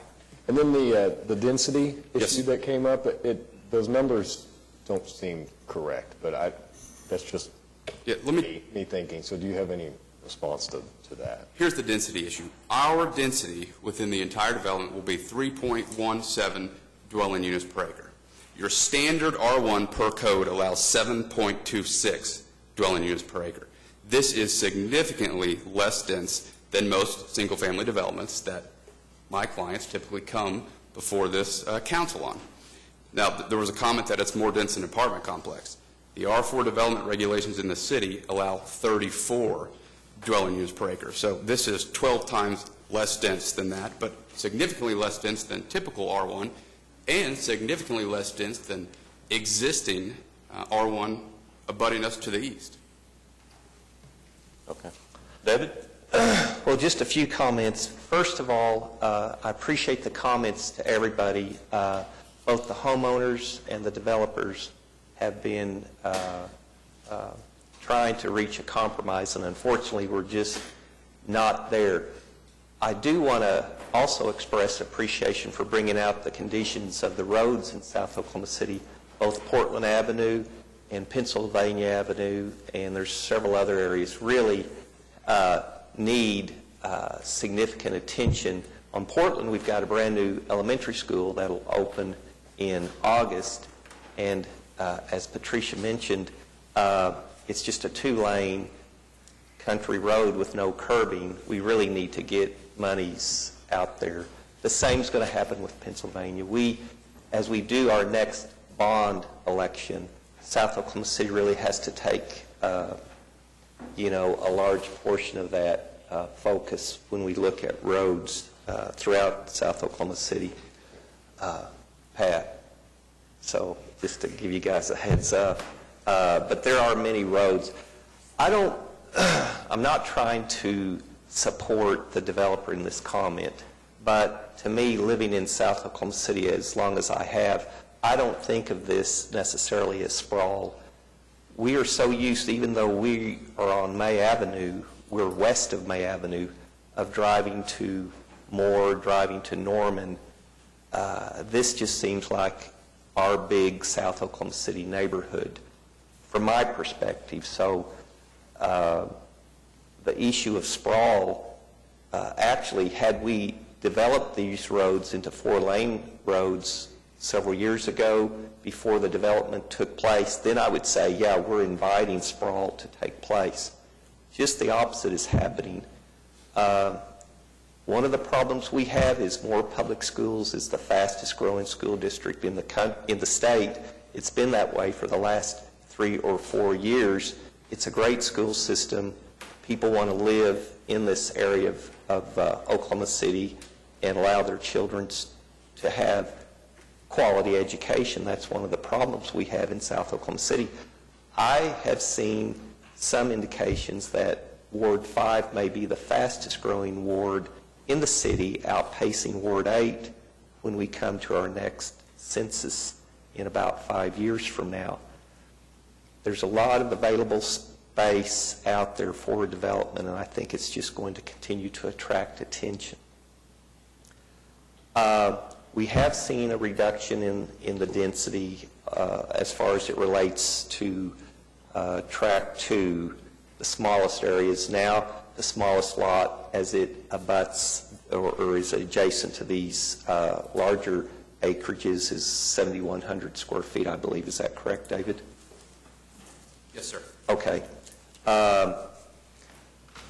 As the mayor mentioned, I'm not a fan of masonry type walls. I think the combination of a chain link fence similar to what we have around Early Wine Park, and I know of no instances of people scaling the fences other than in appropriate use settings with a ladder to take care of weeds and things like that as it comes into the houses.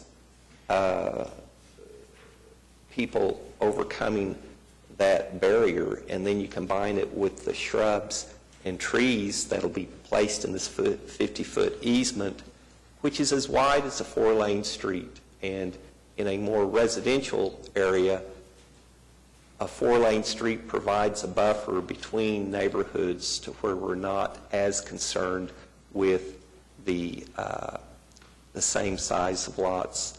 Finally, the old way of thinking in terms of lots, I think, is beginning to change. We live on a lot of about 8,000 square feet, and it's in a home that I consider very nice, but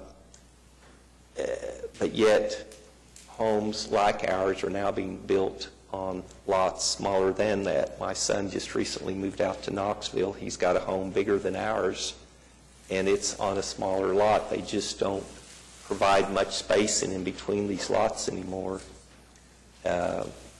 So with all that in mind, unless I can hear some comments, I would move forward with this, but I still will welcome any comments as it relates to a masonry type fence. But I think, and David, can you speak to this issue? What we have currently with the proposal is there'll be a fence along the back line of all these homes that are be put into this development. Then there's a 50-foot easement, and within this easement there'll be trees and shrubs, and then there'll be this 6-foot, what I call industrial strength type chain link fence, and then there'll be these shrubs adjacent to this fencing. One of the problems we have with the masonry wall is, one, the oil company said they won't allow it. Secondly, if we make it, there's a concern that putting up, say, 2 walls or 2 significant fences will create a dead zone for this easement. People just throw trash in it, and that's not the desire of the development. It's to be used by the residents. So they want some access into this easement area, but yet still provide the security, by preventing the residents of this new development to have access to these acreages through the chain link fence and the shrubs and the trees and things.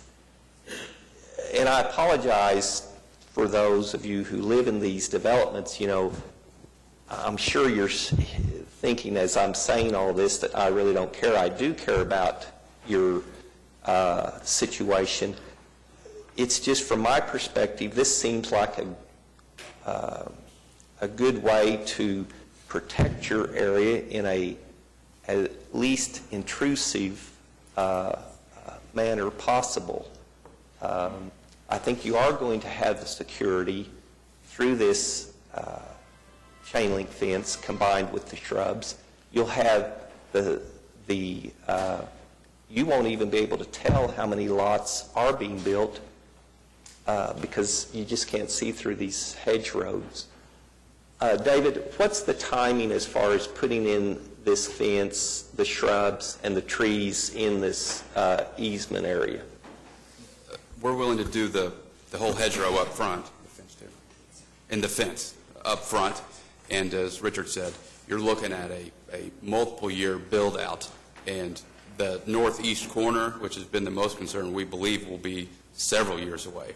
To answer your first question on how the easement would look, the way that they have their product and other additions is that the backyards have a 4-foot split rail fence with a vinyl-coated chain link to keep a dog in, but that way it's open to that 50-foot green belt. It becomes usable open space, and each home has a little gate to get through, so they're able to use that easement. Then you'll have the 50 feet. Then you'll have the chain link fence and that hedgerow. Okay, one final comment, if I may, and then Patricia, I'll let you make your comments. In the addition that we live in, Lake Ridge, they are just now beginning to start the final addition, which is about 150 feet from our home. And so they've got the earth-moving equipment. They're putting in the roads. They're putting in the sewer and water lines into those houses. The only thing in between our house and this new development is a row of houses. They are working mainly just Monday through Friday during the workday. When I get home at night, there's no noise as a result of the construction. I know as the houses begin to be built, those laborers tend to work later, especially as we get into the summer months. But currently, even with the earth-moving equipment and the construction related to putting in the streets and things like that, my wife, who is retired and spends more time at home, has not noticed any additional noise. We've never heard anything while we're within our house as long as the windows remain closed. And again, that's at the height of any type of activity, 150 feet away. Certainly at nights we go out and enjoy our front and backyards without any problems. And we're in a fairly dense area. Just north of our addition is probably homes in the size of 1,000 to 1,200 square feet. And yet we don't have any problems. We are within a block and a half of probably the busiest grocery store. That's the Crest grocery store at 104th of May. We don't get any noise where we live from that activity. I appreciate your concerns, I really do, because I understand the lifestyle that you're currently accustomed to is probably going to change, but I don't think in this instance the change that is being proposed is the same as it being bad. It's certainly going to be different, and I appreciate change and the difficulty to adapt to change, but I don't think in and of itself it's a bad thing. So with that, Patricia, would you? Just a quick question. The homeowners are curious as to maintenance of this fence. I mean, as you saw from Mr. Newman's presentation, these any growth is not guaranteed to grow. I know they have indicated they'll be there 10 years, a development of 10 years, but what happens in the 15th year or the 20th year? How are these going to be, what's the plan for maintenance of this chain link fence that will probably grow, you know, as he said, the hedge will probably grow through it. How is that going to be maintained? Because my experience with hedges and Early Wine is like that. They're constantly fixing the fence as growth knocks it down. I see it all the time.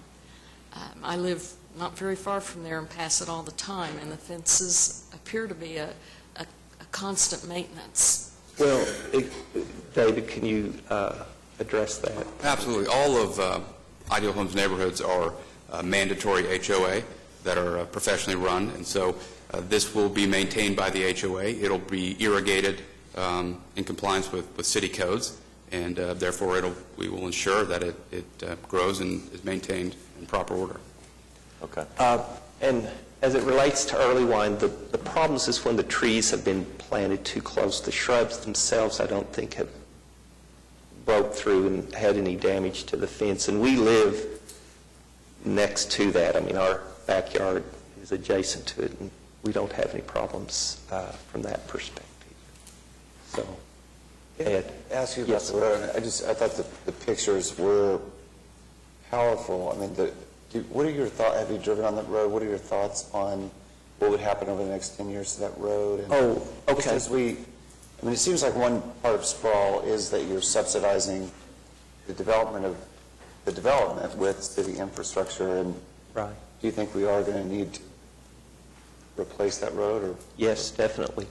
And if I may just expand that a little bit, Ed, Portland Avenue, south of 119th Street, is a similar type of road. It's a 2-lane road, no curbing. And now that we have an elementary school coming online, the usage of that street will be even greater. Eric is working on a plan right now to make significant improvements, but that road definitely will have to come into the next bond issue. Pennsylvania will have to as well. Some of the east-west streets will need to be expanded. I'm talking in terms of 164th, 149th, and other areas in South Oklahoma City really will need to have a lot of attention when we have our next bond issue. But there are ways to make the significant improvements to the streets as is without actually widening it or resurfacing it. Do you know, for future development, and Kenny's not here, is there a way, if a street has a certain PCI, if it's degraded to a certain, and somebody wants to put development next to it, is there a way to incorporate that as a condition of a PUD, or that they... I'm not sure, Ed. I'd have to ask for some assistance. Section line roads are the city's responsibility to maintain. Whether you could get a developer to pay for that upgrade, I don't know the answer to that. We have been successful in several cases in southwest Oklahoma City, which also needs attention in the next bond issue, in negotiating in improvements, turning lanes, and/or signalization. So it depends on your negotiating to a great extent. Yeah, Ward 8 has one project where we're cooperating with the developer to do a half-mile road adjacent to his development. It's a joint venture project. City's paying part of it, the developer's paying part of it. On Memorial and Rockwell? Oh, it's Rockwell. Okay. And Ed, we've had, again, this isn't addressing your question directly, but we've had a good working relationship with the county of Cleveland County, and they've been very willing to work with us when we do make improvements to the roads to provide often the labor and material and the equipment, and we provide the materials as we make repairs. So often it's a joint project. All right, well, we have a motion on the table for approval. We have a motion. Any other comments or questions from council? All right, cast your votes. It passed unanimously. Thank you.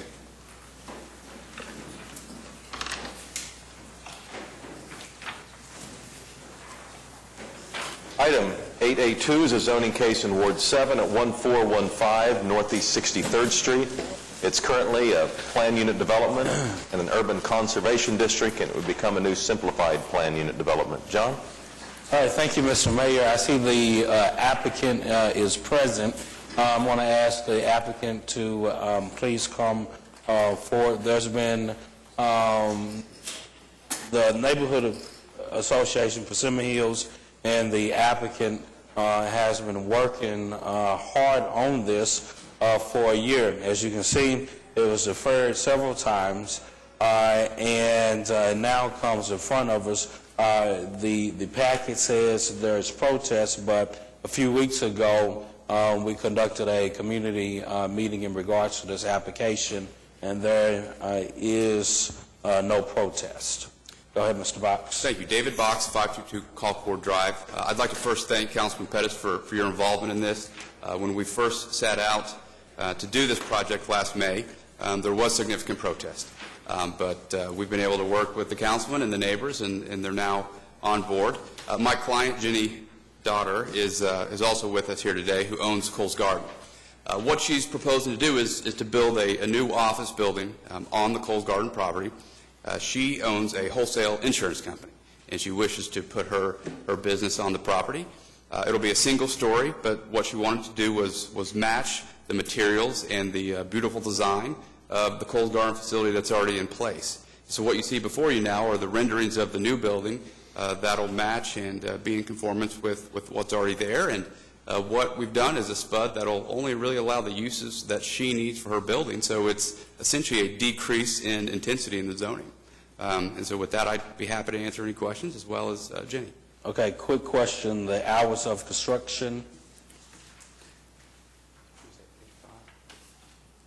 8 to 5, and we're willing to add a TE to that effect. Okay, can you add the TE to that effect? Yes, sir. Okay. We will amend the spud accordingly. Okay, excellent. And then the entrance and exits will be solely on 63rd Street, correct? Yes, sir. No Lottie and no Prospect, correct? That is correct, and we've amended the spud to that effect. All right. I move for approval. All right.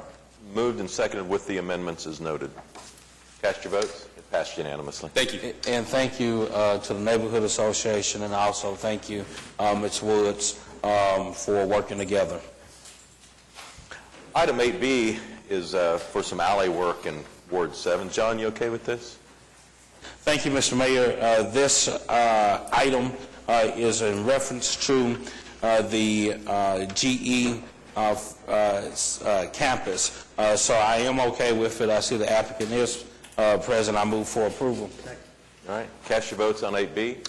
It passed And unanimously. then, do I need to do another motion for the emergency? You can do that. I move for emergency. All right. We're voting on the emergency, and it passes 9-0. This is a zoning case. She has to speak on the All right. Fanny, come on up. We just now got it, Fanny. We didn't get it in time, but...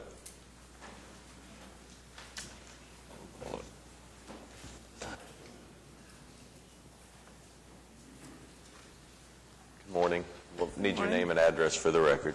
My name is Fanny Bates. I live at 943 Northeast 16th Street in Oklahoma City. This council has been destroying the black community one house at a time, one building at a time, one block at a time for 40 years, and I don't understand why all of a sudden this has to be an emergency. I don't see why we can't have time. I would like to take this to the NAACP and see if they have any objections. Some of these places that mean nothing to you have historical significance to some people who live in this town. And I would also like for my pastor to know what's going on, Jesse Jackson. And so I am asking you to give us some time till the next council meeting to look at this and see if there's any historical reasons why this should not be destroyed. All right, John, do you want to reconsider your motion for the emergency? No. Okay. Move the emergency. Okay. Have we already voted it in? No. Okay. Voting on the emergency. Emergency passes 8-0. All right, we're on to item 8D. This is the public hearing regarding dilapidated structures. Is there anyone here hoping to speak under any item listed under 8D? 8C. I skipped 8C. All right. Item 8C is a zoning case in Ward 3. It was recommended for denial at planning. The address is 809 North Tulsa. It's currently R1 single family and a manufactured mobile home park and an I1 light industrial district, and it would become a new moderate industrial district under I2. Larry? Thank you, Your Honor. Francis, has anybody signed up to speak on this? Okay. Normally, when that occurs, I just kind of move for approval.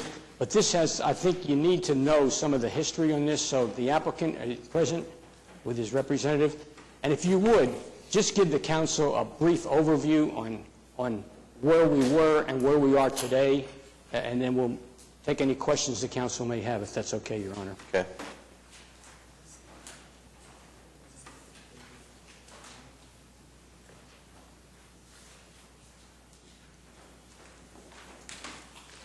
Thank you. David Box, 522 Colcord Drive. Also with me is Blair and Brad Nafee. Councilman, I appreciate the opportunity to address this case. This is a case where you see the outlined area to be rezoned, and what you see around it is other parcels that are currently zoned industrial. What this zoning case would allow is the expansion of a distribution warehouse. One of the issues that came up at Planning Commission was traffic along Northeast 8th Street. Northwest. I apologize. And of primary concern was the house on the corner of Northwest 8th and Tulsa, being the northeast corner.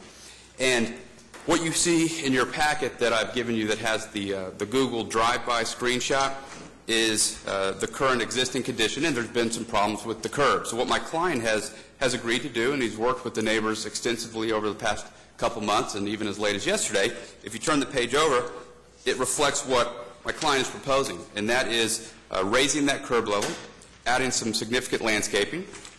If you turn to the next page, it shows the south side of the street, and then one more turn, and you'll see what we're proposing on that side. In addition to that, there are several other industrial users in this area.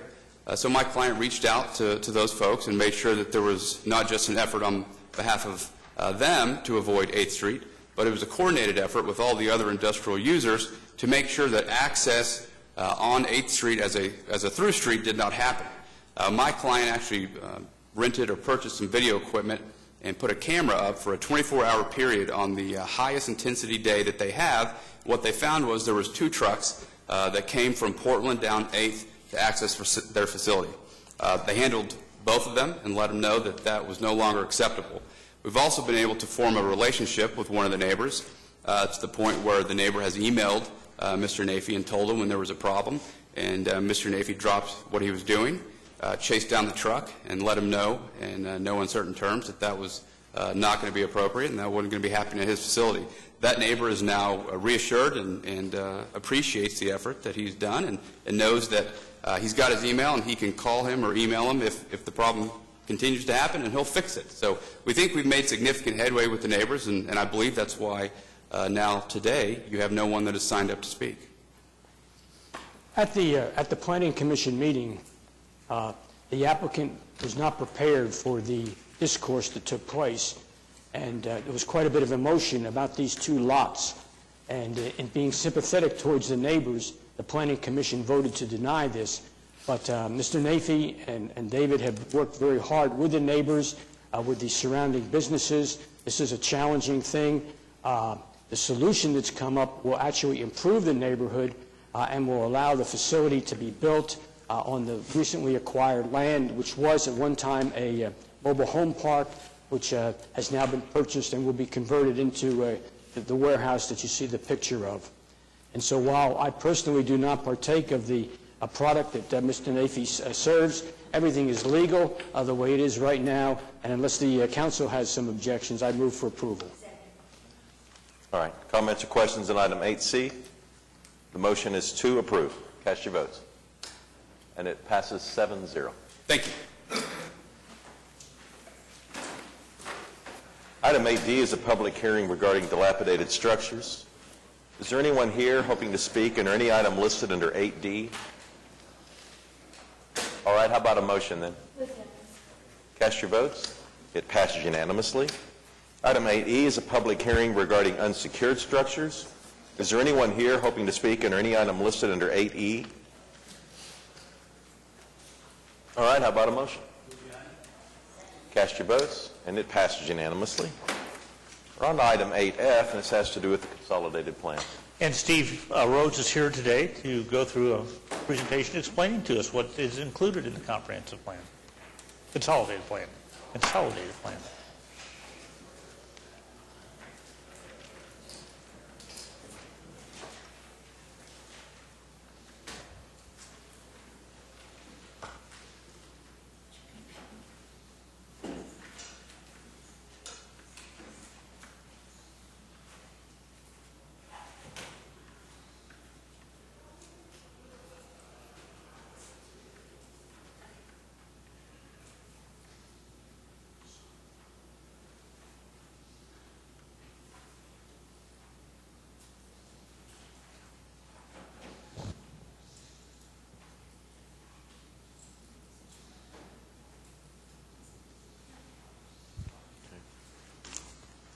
Thank you. I know.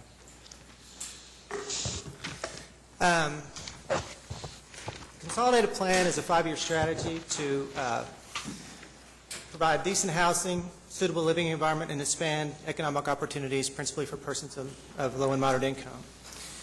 It's implemented annually by a annual update to that 5-year strategy. And today, we're asking you for consideration of the 5th action year of the consolidated plan. We'll begin a new plan next year.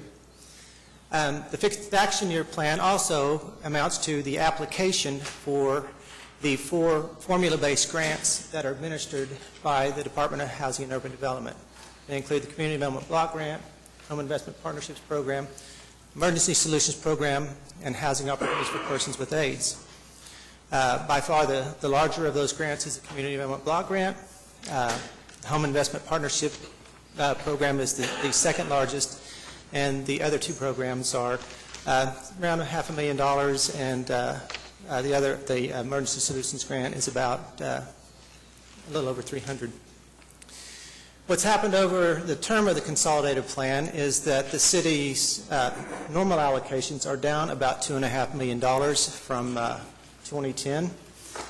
That is in aggregate among all formula-based grant programs. Specifically for each grant program, the block grant, we're looking at about $4.3 million in our allocation this year. Again, it is down about $1.3 million from 2010. The Home Investment Partnerships Program is down about $1.2 million, or basically 41% since 2010. Emergency Solutions Grant, it kind of grew. It used to be, in 2010, it used to be called the Emergency Shelter Grant, and in 2011 they added a program for rapid rehousing of persons threatened with homelessness. And so they actually put a little bit more money into that program, and it's up about $130,000 from 2010. And HOPWA, the Housing Opportunities for Persons with AIDS program, it really does fluctuate, typically at no more than about $25,000 annually, so it really has remained fairly stable. You'll see one bump in this year between last year, and that reflects the federal sequester that occurred last year. The funding was kind of restored to those programs this year. We have a citizen participation process for the development of the consolidated plan that really is a little bit more rigorous than what's required by the Department of Housing and Urban Development. We kind of back into this schedule annually. Our program year it coincides with the city's fiscal year, so we need to have our consolidated plan reviewed, developed, and adopted by May the 15th so that HUD can have a 41-day review period before they give us a grant award. The process really starts out about the first week in April. We have a citizen input meeting prior to us engaging in the development of the plan. We've had 2 meetings in front of our Citizens Committee for Community Development. It's not reflected there, but we had a meeting in January, the 3rd Tuesday in January, to kind of review with them the comments that were received during our citizen input meeting, and to devise projects and programs that would address those needs that were brought to the front. They recommended approval of the consolidated plan as it was proposed in February and was brought to the Neighborhood Conservation Committee of Council for their consideration in early March. We are required, they also recommended approval for that, of the proposed programs. We are required to have a 30-day publication to bring in additional comments from the community. And that comment period was initiated on March 27th and expires today with your consideration of the consolidated plan. What do we do with the money? Essentially, we do housing rehabilitation, 3 different types of programs. We assist the Public Housing Authority with modernization of public housing units. We have a housing exterior maintenance program for assisting owner-occupied housing that may have code violations. We also assist the Community Action Agency with their emergency home repair program. So if there's life or health-threatening issues, then we will help, Community Action Agency will help that very low-income household typically address those issues.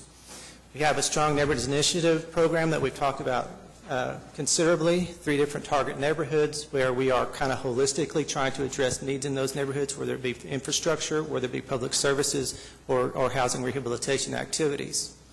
Sheriff Fare program provides bus tokens and taxi fares for homeless persons trying to access services that they need, as well as provides taxi fares for seniors and persons with disabilities to get to the locations that they may need to go. That's primarily used by visually impaired clients in particular. Community Action Agency assists us with a graffiti removal program where they will provide paint and materials for neighborhoods in these target areas to cover graffiti tagging.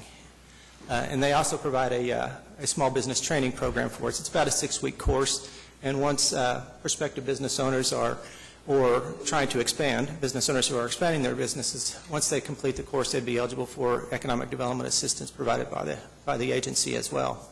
We assist the Urban Renewal Authority in disposition of properties, as well as trying to remove blight in some of the urban neighborhoods that they've been authorized to work in. And we do an affordable housing program where we try to expand the inventory of affordable housing, primarily through rehabilitation with the block grant.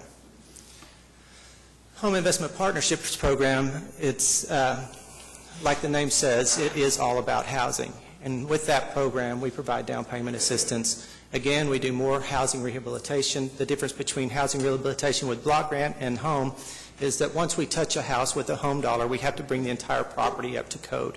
With a block grant, we can address one particular need, whether it be a roof or whether it be a siding issue. We can address that need and not have to address the rest of the property. With a home program, we have to do the whole house. It's got to be entirely up to code. Again, we're investing more of the home dollars to further the goals of the Strong Neighbors Initiative. Again, it would be more housing rehabilitation and new housing construction activities. The home program has a 15% set aside for community housing development organizations. Those are neighborhood-based nonprofit organizations who are constructing and rehabilitating housing, again, in targeted neighborhoods. And we have an affordable housing development program where we're trying to assist primarily low-income housing tax credit projects. They do create a larger number of housing units than the home program can, particularly as the home program funds have declined over the last 4 to 5 years. ESG, Emergency Solutions Grant, they provide funding for shelter operations, again, rapid rehousing of households that was, expanded in 2010 to prevent homelessness. It's easier to manage the problem if we can help up front before they actually become homeless, as well as to provide essential services like health care and other types of needs that the homeless persons might be needing. And the HAPA allocation is primarily used for tenant-based rental assistance for persons with AIDS in their family. Provide emergency housing. We help them identify locations to live.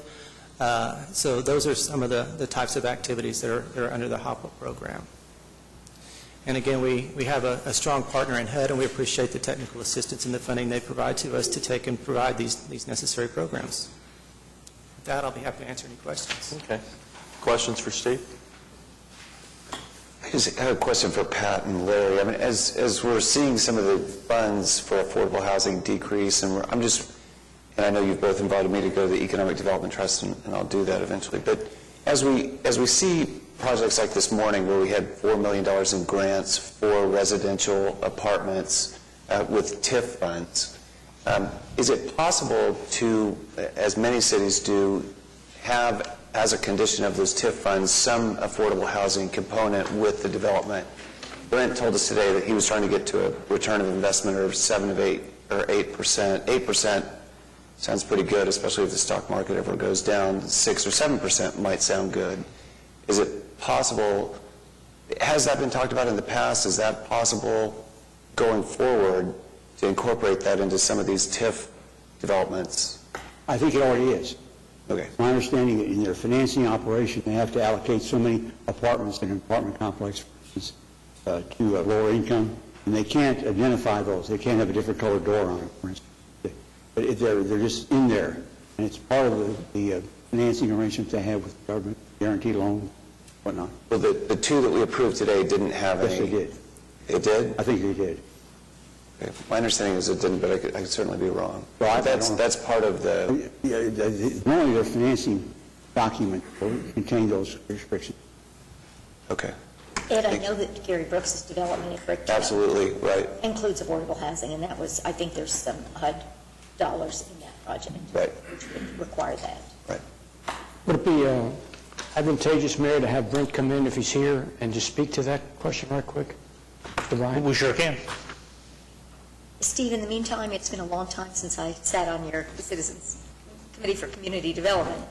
Remind me, do we receive or recapture any dollars from urban development, the Urban Development Authority, when property sells? We Some do. of that come back? What we do is, whenever we're budgeting actually for the consolidated plan, we try to forecast how much earnings we're going to receive during the year, and we've tried to program that during the consolidated plan development process. We also have programs that are actually completed, and any money that they do not use, we recapture and again reallocate through this process.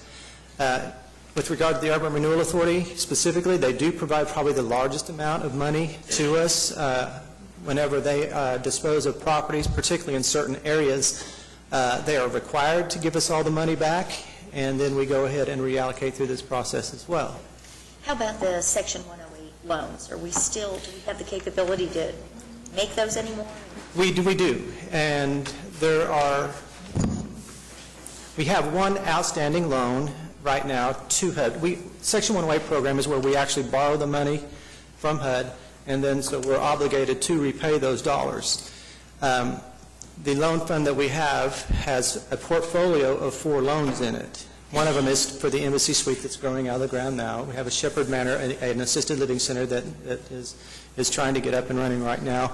We have Camelot School, which is a school that works with children, in-house treatment children.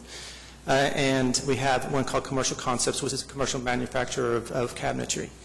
And we have a couple of other loans that we are looking at right now and trying to underwrite. And once we're comfortable with them, we will amend our consolidated plan and bring those to the council for that amendment and authorization to proceed with an application to HUD And that, that may be I'm forthcoming really over the glad next to few hear months. that there is the opportunity for some new projects to come forward. There was a while that Yeah. it felt like every dollar we had was already pre-allocated. Yeah. Whenever we do 108 loans, our goal is always to get our money back and to retire the debt. That's the way it should work. And in some cases, we do use the block grant to pay off a 108 debt, but most of the time we are trying to provide good loans that will amortize. And a third quick question, do you manage the remaining funds in the MURA Relief Fund, or is that? Yes, we still manage those funds. And roughly how much dollars are still in there? Right now, the loan fund is pretty much borrowed out at the moment, but it generates about $24,000 a month, $25,000 a month, and so we will be making more loans as the principal balance in the loan fund increases. We've made a few loans this past year, and so that's why it's kind of been exhausted for now. But there for about a 3-year period we weren't making loans, and so we had a significant amount of money built up, and those funds have been lent over the course of the last roughly 12 months. Thank you, Steve. That's wonderful. Better question for Brent. Yes, sir. I believe the question was, are the two deals that were here before you today, did they include low-income housing as a component to them? Housing. And the answer was no, they do not. They were all at market rate. Is that something that traditionally is discussed or negotiated, or? We've had discussions with some developers about that, but typically what happens when you have the low income housing requirement in there, the TIF amount will subsequently be increased because it's all driven by the return on investment. So they would have lower rents, which would mean lower bottom lines, which would mean they would require, if they want to get the 7 or 8% return, they would need more additional TIF funds. Is 8%? 8% seems high to use taxpayer dollars to ensure an 8% return on investment. I mean, is 6, 7 unreasonable? I think it depends on the developer and the appetite for their returns. We're not ensuring a return. No, sir, we're not. There's risk. No insurance. Not insuring, but you're with making the pro forma. Yeah. There's risk. Yes. Right. Okay. All they get is the opportunity to. Right. Okay. Anything else for Steve? All right. Anyone here hoping to speak on this item? All right. Cast your votes. It passed unanimously. We're on to item 8G, a series of revocable right-of-way permits. The first is from the March of Dimes Foundation. March for Babies on May 3rd, period of Menlo Gardens. Anyone here hoping to speak on this item? Well, yes. My name is Tim Miller. I live at 13802 Crossing Way East in Edmond, which actually is in Oklahoma City. I'm a lifelong Oklahoma City resident. I enjoyed seeing Bill City this morning. He and I both graduated from Northwest class and in the same class, so he's a good guy, as you know. I'm also a longtime March of Dimes board member since 1982. The March of Dimes March for Babies is coming up this Saturday, May 3rd. It is every March of Dimes chapter across the nation is having their March for Babies at this time, either the end of April or the 1st of May. Ours traditionally is the first Saturday in May. We've been working very closely with Josh Ryan in coordinating this event like we do every year, and also Lieutenant George at the Bricktown Station to coordinate traffic and safety and control of the intersections as we march. The mission of the March of Dimes, as you probably know, is to prevent birth defects and infant mortality and premature birth. We expect about 3,000 walkers this year. Fortunately, the weather looks very favorable for us, so we're happy about that. We expect about 1,000 walkers this year. Those walkers are made up of corporate teams, family teams, and individuals, a little bit of everything. Our goal this year, our income goal for this event is $300,000. As a matter of fact, today, as we're speaking, is what we call Bank Day, and a lot of companies and individuals are bringing the money that they have raised to turn in at the bank so we can get all that hopefully accounted for even before the event happens. The route itself is a 2-mile route. Once again, we're at the Myriad Gardens, where we've been for several years. Back in the old days, when I was a lot younger, we had this event at Lake Hefner, which finally became quite a chore, and we moved downtown to the Myriad Gardens, which has been a great location for us. We had to move away for a couple of years due to construction, but we're back at the Myriad Gardens for the second year in a row. It's about a 2-mile route. We'll go north from the Myriad Gardens, we'll go north to 6th Street, and then basically come back to the Myriad. At the end of the walk, we always recognize corporate teams, individuals who have raised money. Of course, we have them in different categories, so we give everyone the recognition that they deserve. It's a great event. The walk starts at 9 o'clock, and we're usually out of the Myriad by 12:30 or 1. So that's a very quick overview, but I'll entertain any questions if anyone has any questions. Well, thank you very much for bringing everybody starting and finishing at the Myriad Gardens. It's a perfect venue to do that. Josh, if everything's cool, I would move approval. I have a question for Josh. I noticed in this one and the next one, we're holding walks downtown on the same day, and one of them is using Sheridan, and the other one's using Reno. They got very close. We found a way to balance the traffic control plans between actually 3 events that day. There's one that's going to be happening. The pub run's going to be happening a little bit later in the day, thankfully. But the Autism Peace Walk and this walk are going to be very close. But we found a way on E.K. Gaylord to flow traffic north and south so that there's some workarounds there, some rerouting. Okay. All right, and are these all taking place in the morning or the afternoon? Or? The Autism Peace Walk and the March for Babies are happening in the morning, yes. The pub run is in the afternoon. All right, thanks very much. Okay, thank you. Thank you, and let's vote. Cast your votes on item 8G1. It passed unanimously. Item 8G2 is a request to hold the Autism Peace Walk. It's in Ward 6 and 7. And looks like we have someone who has signed up to speak. Melinda Laufenberger. Hi. Morning. Good morning. I'm Melinda Laufenberger. I live at 2801 Northwest 154th Street. And I'm the executive director and founder of Autism Oklahoma. Our official name is Oklahoma Family Center for Autism. I have a 21-year-old daughter who is a college student at UCO who has autism. And we have another adopted daughter who has autism who lives with us also. We have this event every year. It's the 5th year. And our organization has been working with Josh also for the traffic issues and all of that.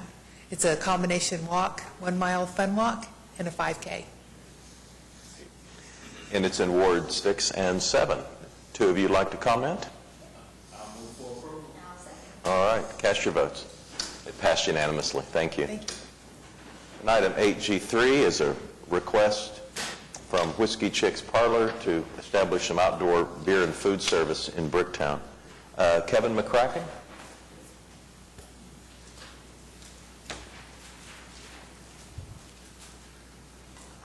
Well, good morning. My name is Kevin McCracken. I'm the owner and operator of Whiskey Chicks Parlor in Bricktown. And we're proposing a outdoor patio. We can do food and beverage service. It's on the south side of the building. The patio will not be attached to the building at all, or the floor. It is a revocable permit, and we're hoping that you guys will approve us. This is on Reno, right? Yes, sir. Yeah, and what are the hours? Will this be the same hours as your bar? Yes, sir. So is that the 2 a.m.? No, only 2 a.m. on Friday and Saturday nights. Typically, we're closed by 11 or 12 o'clock during the week, closed on Mondays. Yeah, I noticed this was for a year. Josh, would this come back to us next year? If it doesn't seem like a good idea a year from now, we'll have a chance to review it again. It won't be automatically renewed. Okay. All right. Thank you. All right, thank you, Mr. Mayor. Seeing that the Fire Marshal, Planning, Police, Public Works reviewed it, as well as the Bricktown Association, as well as the Able Commission, I move for approval. All right, cast your votes. It passed unanimously. Thank you. Item 8H is a salary continuation for a firefighter. I understand we do not need executive session. Meets the requirements. Do I have a motion from council? Cast your votes. It passed unanimously. Item 8I, has that already been struck, or do we need to strike it? Okay, it's been struck previously. Item 8J, I understand we do not need executive session, so how about a motion to strike? Motion to strike. Cast your votes. It passed unanimously. On to 9, which is items from council. Pat, you want to get us started today? Yes, sir. Just a couple of things. First of all, I'd like to compliment the organizers of the marathon, Memorial Marathon last week. This is the first year we've had that. I haven't received any complaints about traffic being obstructed. I think it's a comment both on the organizers and that our city involvement as well be taken those things into consideration. Because there were two big events that impacted the north part of Oklahoma City, the Memorial Run and the Redbud Classic. And they both were handled very well this year, and I think it's a compliment to our city staff as well. All right, thanks, Pat. And you and Councilman Shadid are co-sponsoring item 9A. Yes, sir, and I'd like to suggest a minor change, amendment to in the section 2-37A. I'd like to go instead of the first degree to the second degree, and that is it makes it a little bit broader in terms of the relatives that are allowed to make contributions without any kind of reporting process. Okay. You okay with that? All right, so that's a motion and a second. We'll be voting on the amendment first. Cast your votes on item 9A1, and it passes 8-1. And then we're voting on the ordinance itself. I move the ordinance. Okay, cast your votes, and it passes 8-1. Item 9B is a public hearing, what we've friendly nature called the chicken ordinance, and kind of come up with by Councilman Salyer and co-sponsored by Councilman Shadid and Councilman White. My favorite thing is the new tweet string that's going around with the hashtag Cluck. I really like it. I do have a request to add some language today, if we could. Very simple, and it's under item C3, which currently reads, chickens shall have access to an unpaved outdoor roaming area of at least 8 square feet per animal. And my request is to add, and such area shall be enclosed to confine the chickens. We somehow had a little gap here, and we didn't have fencing required. And rather than require somebody to fence their yard, I think we need to just be sure that the enclosed area in which they are kept is enclosed. And I've spoken with Sarah Braden, and she concurs with that language addition, I believe. Sarah, is that okay with you? Okay. So that would be my suggestion. At one point, the city clerk pointed out that this is just on for a public hearing today, so we can put that amendment on to be added to it for the final Bring it back hearing. next time with that Correct. addition.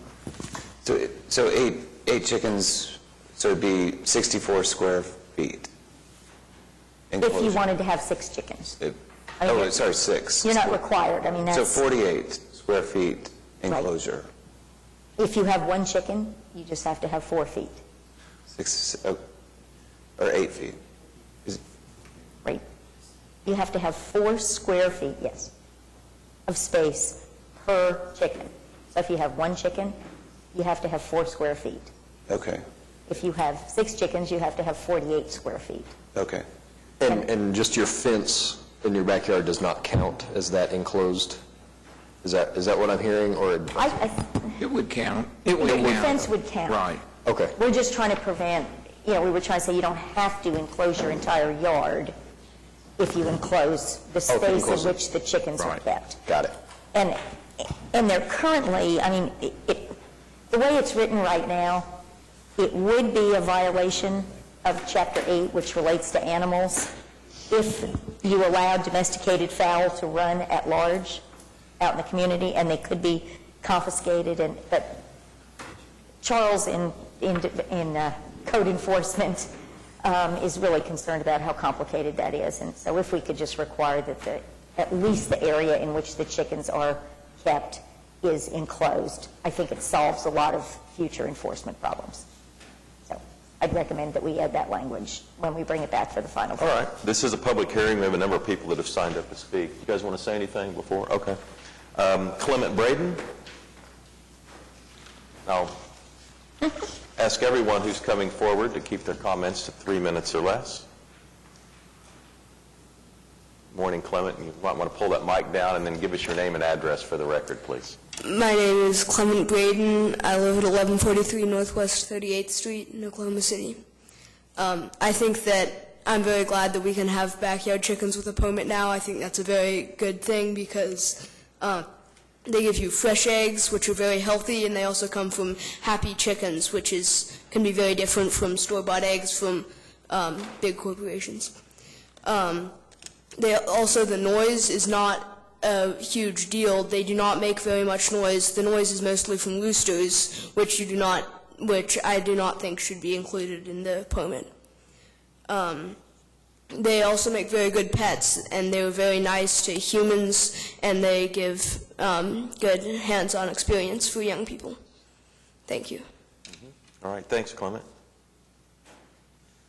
Catherine Gant.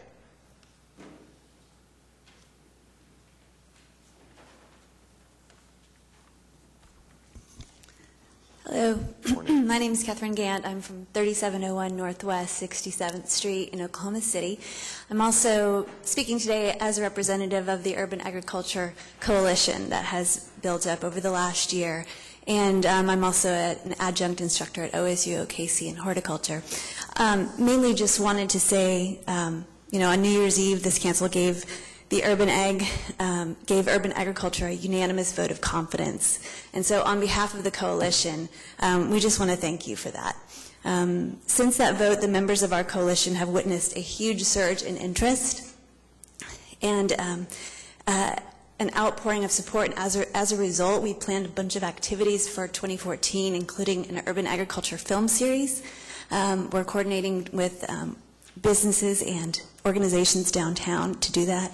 We're also going to have an urban gardening community brainstorming event and an urban ag festival this fall. So we are off and running, and so we appreciate your support. And our further thanks and gratitude go to the councilors who recognize that there is yet a missing link in the landscape of urban gardening, which are the hens, and who brought the issue back for a vote today. And we appreciate the efforts of the councilors who asked the planning department to design a process so that urban hens can dwell legally in our backyards. And we would also like to thank in advance the other council members who are going to vote to help the hardworking urban gardeners get a little bit of rest now. So we appreciate that. And we're just looking forward to catapulting Oklahoma City to the next level of urban agriculture and making our city an even better place. So thanks. You bet. Thanks, Catherine. Sarah Braden.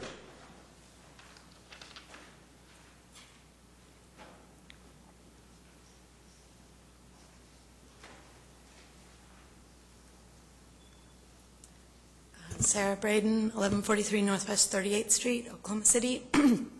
I think that I have some reservations about the permit process. I have some concerns that Planning Commission has not been able to answer, and also the Board of Adjustments has not been able to answer about, how well the process is going to work. But I think it's, certainly a good start, better than nothing. And so I hope, I look forward to, I hope that everyone will vote yes for the permits. And I plan to go to Board of Adjustment meetings where people are applying for a backyard chicken permit and see how it goes, not only for myself but for other people, and make sure that there aren't any problems, with neighbors who just want to retaliate against someone for an old grudge or something, I hope that doesn't happen, but I'll find out, and if there are a lot of problems, I'll come back here and let you all know, but I hope there won't be. Thanks. All right. Thanks, sir. Fanny Bates.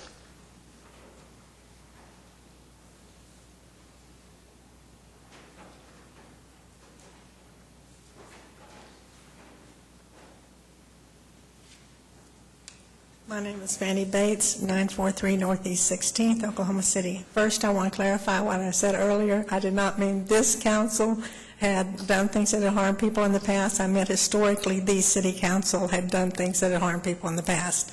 So, but I do want to say I have a friend who's 83 years old who lives in Norman, and he has hens in his backyard in a little cage, and it brightens his life so much. After every meal, he takes his little leftovers out there and gives them to the chickens, and he loves his chickens, and it's the only pet he can have. A lot of poor people cannot afford the dog food or the cat food to have of a dog or a cat, but if you have a chicken, they'll eat anything, and it's a friend for that senior citizen or the person who has a disability. Thank you. Mm-hmm. Patty Cope.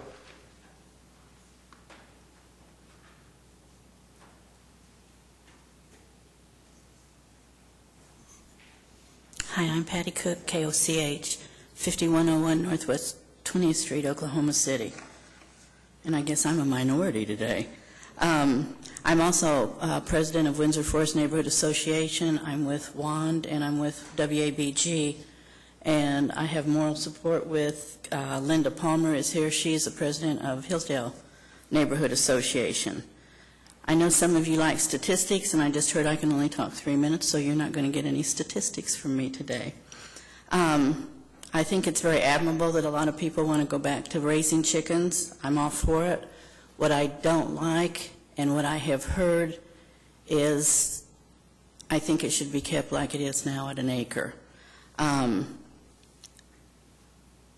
sent out an email to over 1,000 people in Oklahoma City, and it wasn't just old retired people like me. It was, and people from all walks of life. I sent out to people as young as my children and grandchildren. I sent out to people, attorneys, doctors. I sent out to a lot of the people that are in county, city, and state government.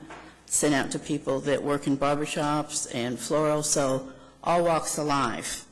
I had 578 replies. Well, I had 2 more this morning, so really 580.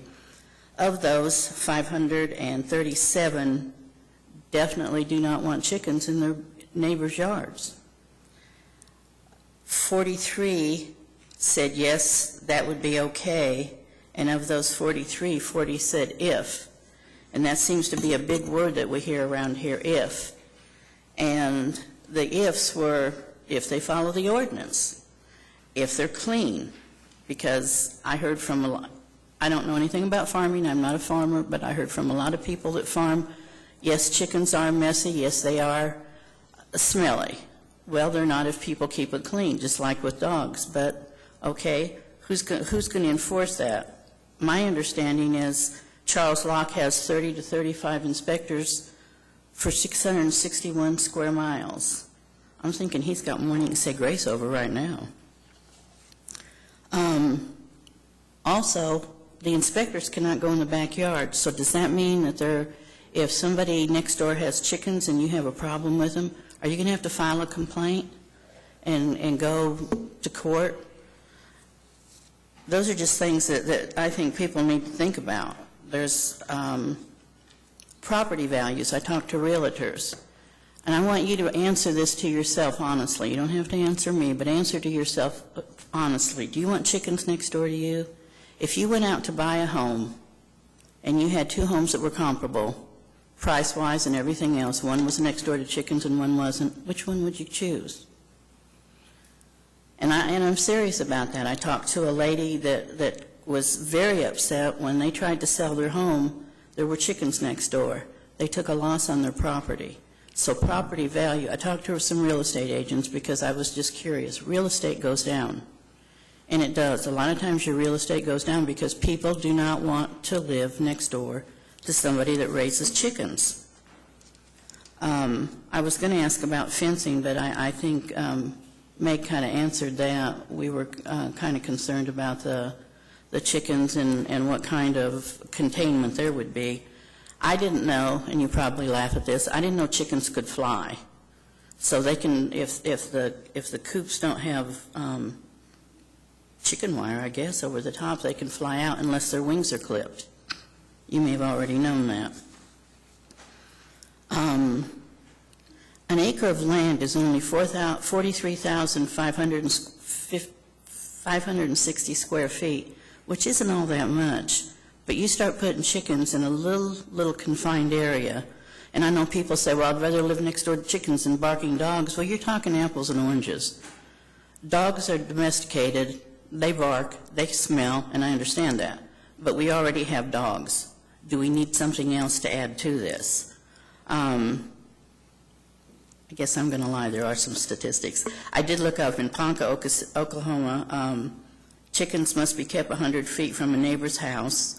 In Stillwater, they have to be kept 150 feet from any house, and the minimum square feet for poultry is 900. So I really don't understand why this has been brought up again when once it was decided that we weren't going to do it. And I kind of feel like my daddy always said, if it ain't broke, don't fix it. If the majority of people are against this, my understanding is this establishment is run by the majority. Most of you that are sitting up there were elected by a majority, then I thought the majority ruled. So, and I think Thanks, my Patty. 3 minutes are up. Marcy Roberts?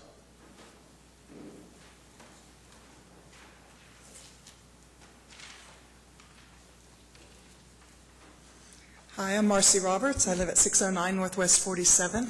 I'm the current chair of Transition OKC, and we're a local sustainability group just trying to be a catalyst to bring the Oklahoma City community to a more resilient, sustainable state. And we're doing a good job of it. In the last 5 years that we've been around, sustainability has just it's just growing exponentially in this town, and your passing of a new urban agriculture ordinance really helped further that along, as will this chicken ordinance. As you can see, chickens are maligned. I mean, I think a lot of people have a lot of problems with roosters, but chickens themselves do so much good. They provide all kinds of compost for gardens. They eat all kinds of insects, mosquitoes galore. They're just maligned. And I hope you'll do some research before you cast your final vote later this month. So after seeing how hens are treated by the industrial egg farms in documentaries like Food Inc. and Fresh, many of us can't help but wish for a way to avoid supporting a system that cuts off the beaks of hens, confines them to tiny cages, and forces them to live out their lives without ever seeing the light of day. There's an alternative, but it can prove costly for some families. Those who want truly free-range, humanely and locally raised farm-fresh eggs will pay $5 a dozen at the local farmers market or the Oklahoma Food Cooperative. With a family to feed, this can quickly get expensive. In a city where poverty rate is over 17%, that affects a lot of families. So the cost of cage-free, humanely raised eggs does not have to be a burden on the budget. With just a few hens in the backyard, cooks can whip up mountains of protein-rich omelets, quiches, and frittatas without fear of breaking the bank. Although some worry that residents will not know how to properly care for their hens, we believe that backyard hens are an antidote to the poor treatment inherent in the industrial egg system. Hens will get water, sunlight, fresh air, and the ability to walk around. A sharp contrast to the caged, filthy, and nauseating ammonia smell of factory farms that most grocery store eggs come from. As famed organic farming expert and author Joe Salatin would say, backyard chickens will be able to express their chickenness. And we in the OKC Urban Ag Coalition are ready and willing to provide online resources and local classes for people to learn to responsibly care for their hens. Eggs from backyard hens have also been shown to be nutritionally superior in several different studies because of the hen's free-range diet that includes garden pests, grubs, and kitchen scraps. We've been told for many decades by Big Ag that the egg is a perfect food, and we wholeheartedly agree. So legalizing backyard hens will allow animal lovers to choose a humane way to raise eggs, allow egg-loving cooks and bakers with budget constraints to save money, and lastly, allow hens to quietly cluck to their heart's content in the green grass and fresh air of Oklahoma City backyards. Thank you. Michelle Smith?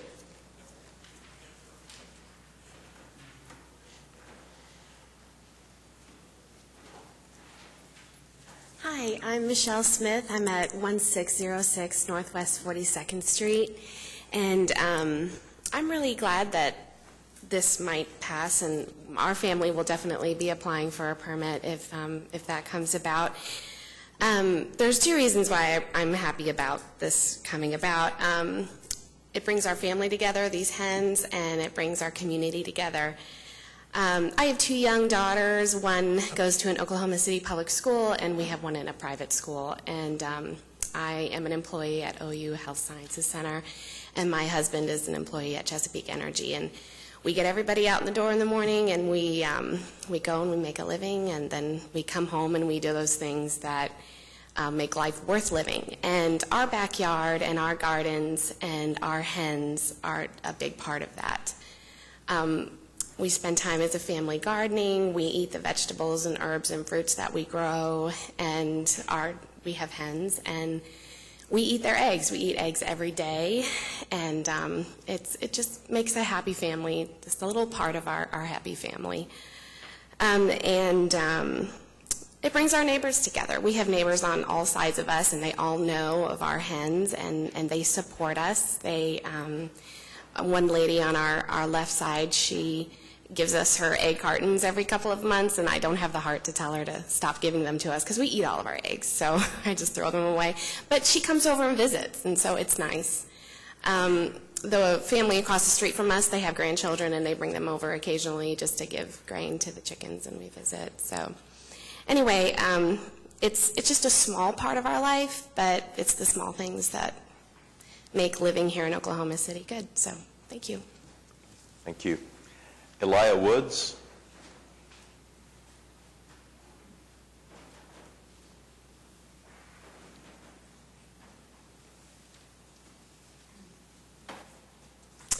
Hi, my name is Aaliyah Woods. I live at 1013 Northwest 32nd Street. I appreciate the considerable attention the council has given this ordinance and the effort to accommodate a diversity of viewpoints. I'd like to read a statement from my young friend and neighbor, Benito. His statement. My name is Benito Santillan. I live at 808 Northwest 31st. I'm a 9th grade high school student at Dove Science Academy. I can't attend city council today because I have to be in school. Here's the main thing I want to say. Chickens are very useful.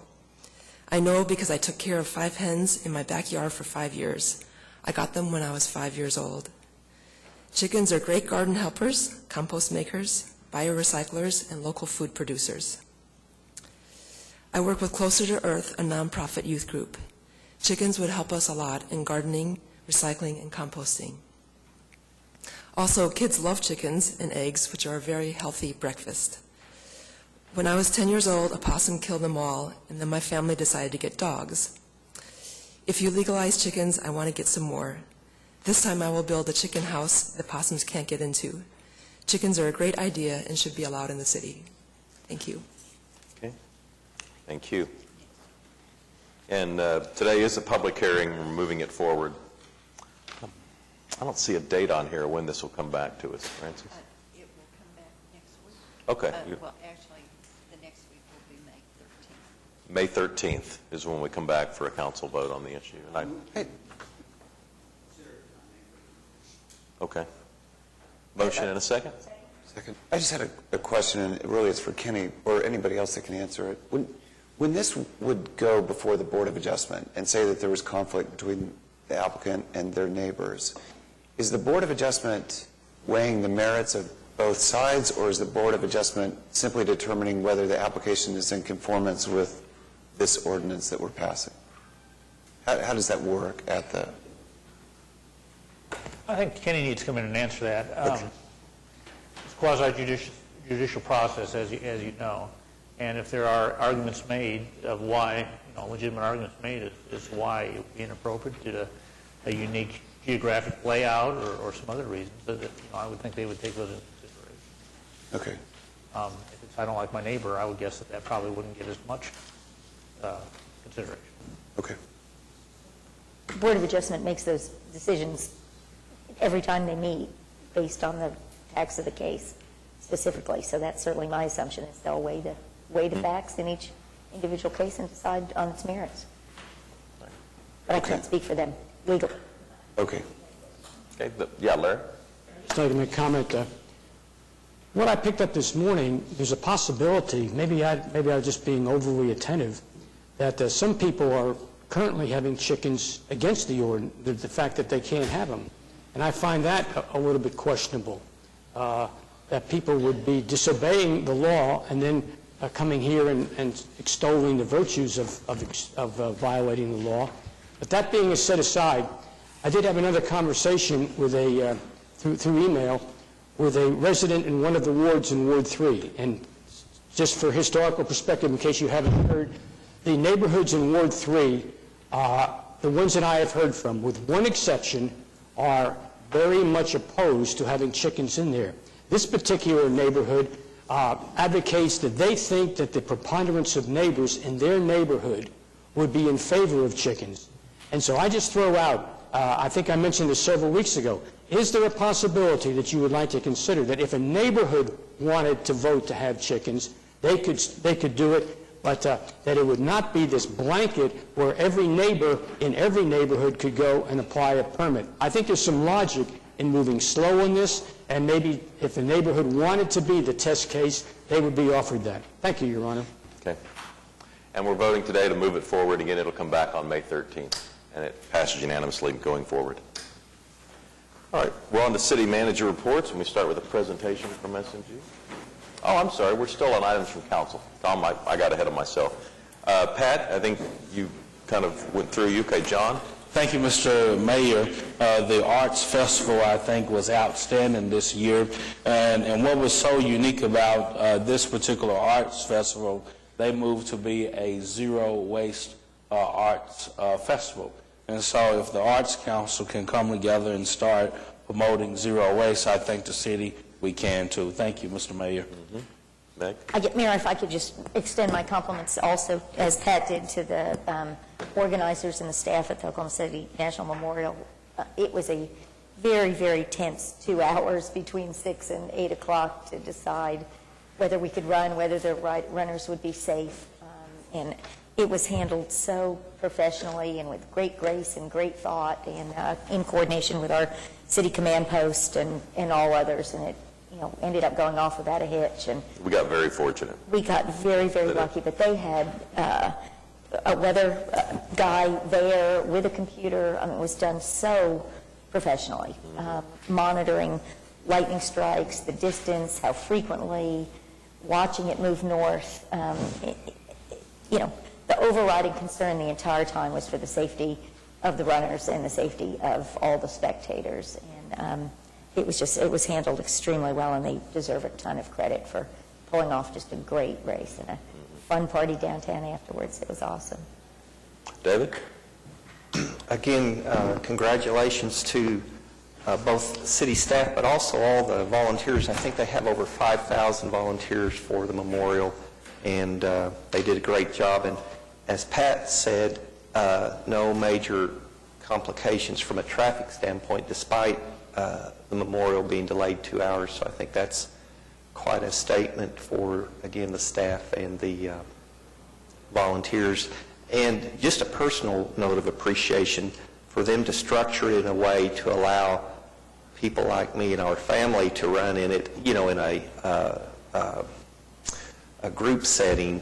It really does provide amateurs the opportunity to run with some very great professional runners who really know what they're doing. It just makes for a very enjoyable day.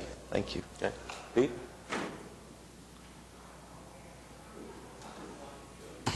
To ask the manager to give us some kind of an update, not today, but in the future, on the status of the boulevard. It's been a while since there's been any conversation about it, and I'd just like to know kind of what the timeline is and what the planning stage is, where we are. You please do that. Mr. Flowers and I met with ODOT on that issue last week, so please do that. Okay. Larry? 2 words, thunder up.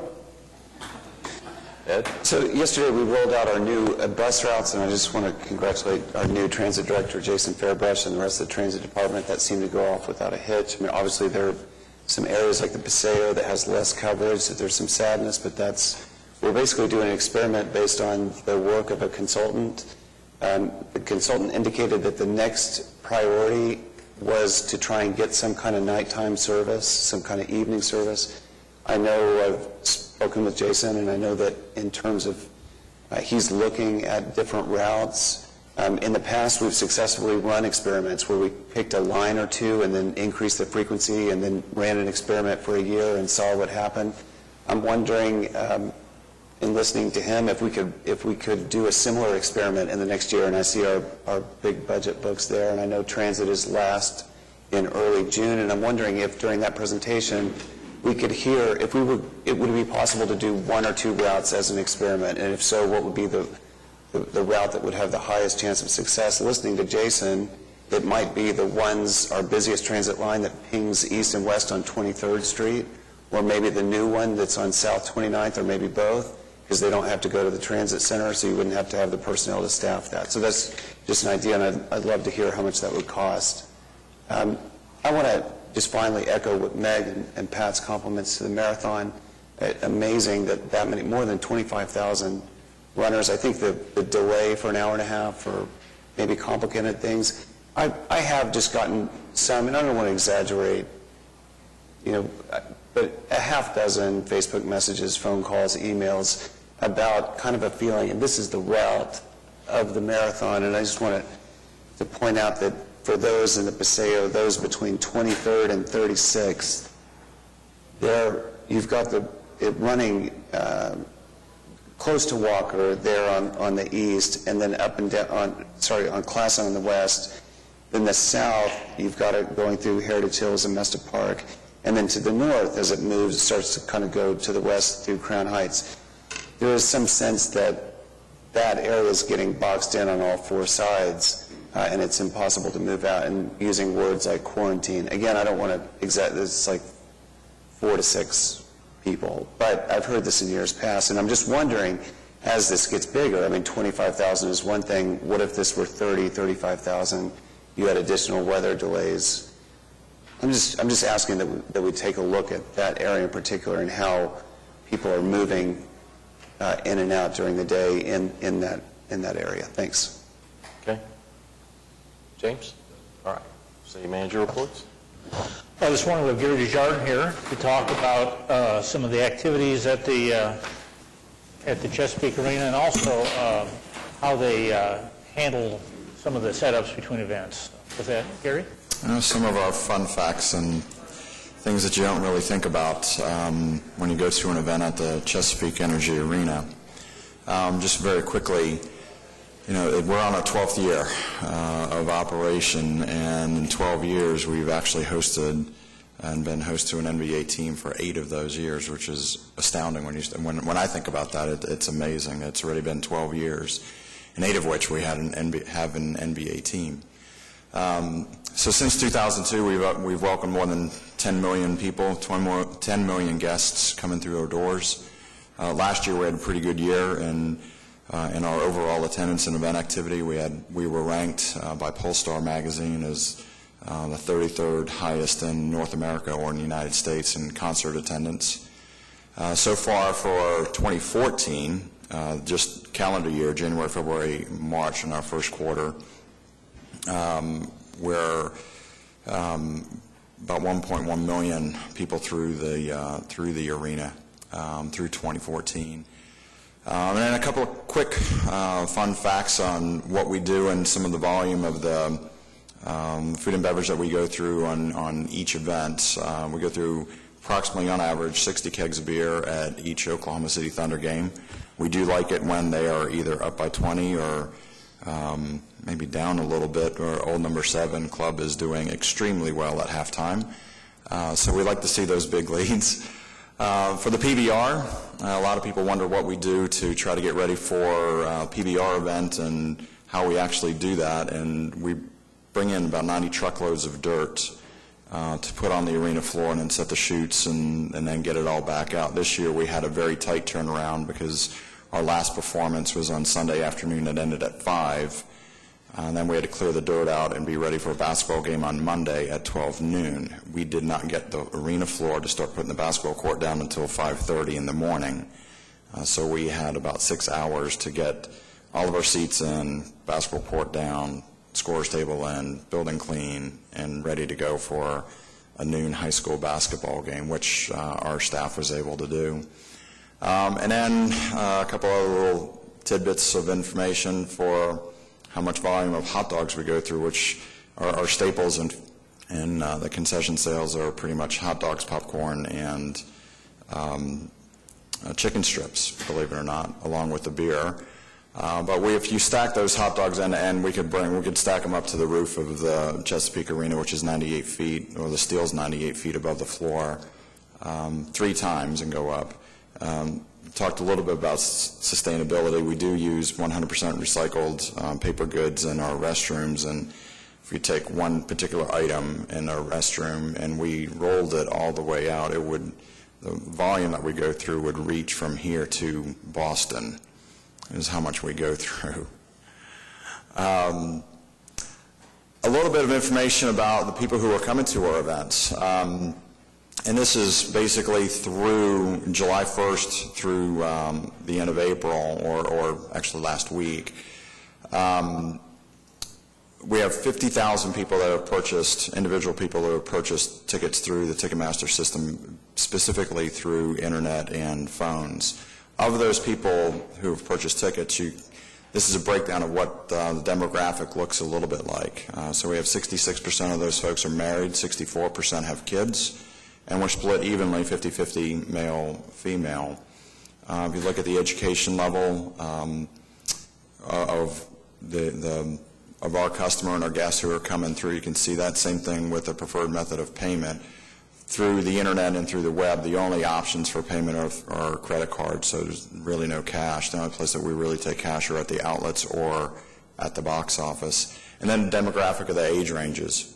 And you can see kind of where our customer base is, and it's reflective of the events that we have, as well as the income level. The only events that are not included in here specifically are Thunder events. This is for every event other than Thunder. This shows a little bit about where our ticket buyers are coming from in the MSA, and this one is by postal code or zip code. So the darker the color is a higher density and higher client or customer base than the lighter, but you can see pretty much where everybody is coming who are purchasing tickets. And then we can expand that out a little bit to go almost coast to coast. And this shows a little bit larger area. We pretty much sell tickets to pretty much almost every state. The ones that we sell primarily in Chicago or Massachusetts or California are usually ticket brokers. That percentage is fairly small in terms of the numbers of tickets that we sell, but we do draw from a pretty wide regional base for the events that we have.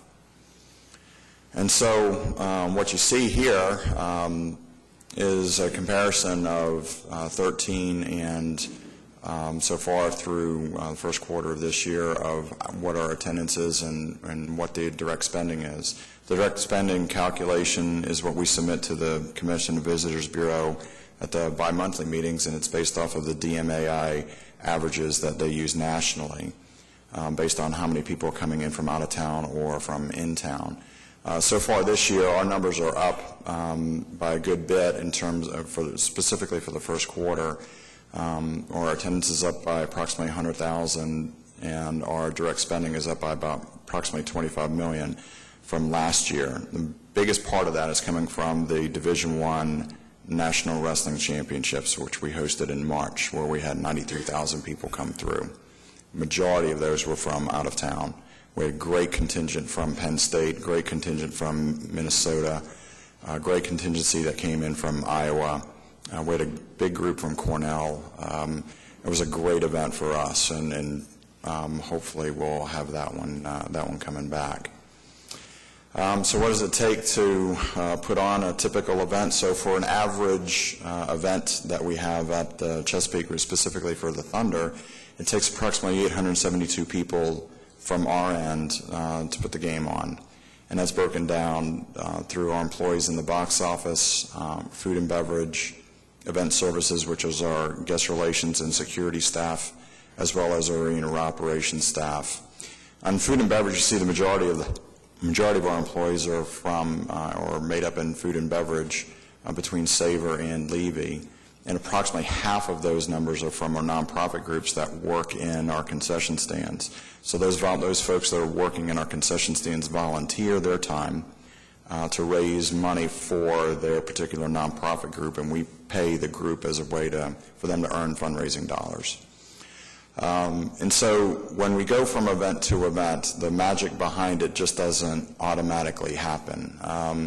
When we get a lot of questions asked about how we go from an event to event, when does a concert load in, and this video will give you a little bit of a preview or behind-the-scenes look of what it takes.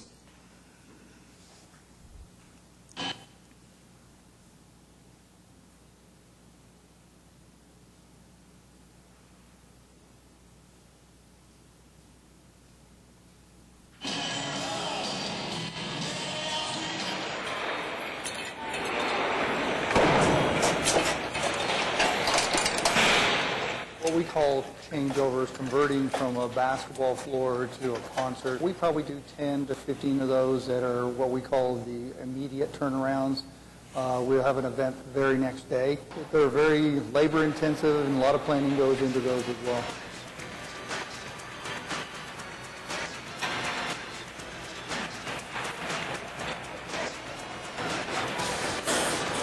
We know the Thunder schedule, so if for the most part, when the season starts. So when we started our process of thinking, okay, what do we have to do to convert? Concert ends at 10:45, and at that point, you're in the process of getting ready for, and that day, a basketball game the next day. So we know that the show's still going to take time to get all their equipment tore down and put it on a truck and get it out of the way. And so that takes a couple of hours. Once that happens, because it's our stage. We got an open one back here if we want to throw it on that. Then we have to come in behind once it's cleared, remove the stage, so that may be somewhere around 1 a.m. in the morning. We'll have anywhere from 50 to 100 people that we will contract extra help to come in and help our staff. And it's quite a bit of work to get all that done. Just keeping track of everything that's going on at the same time. We're under such time constraints.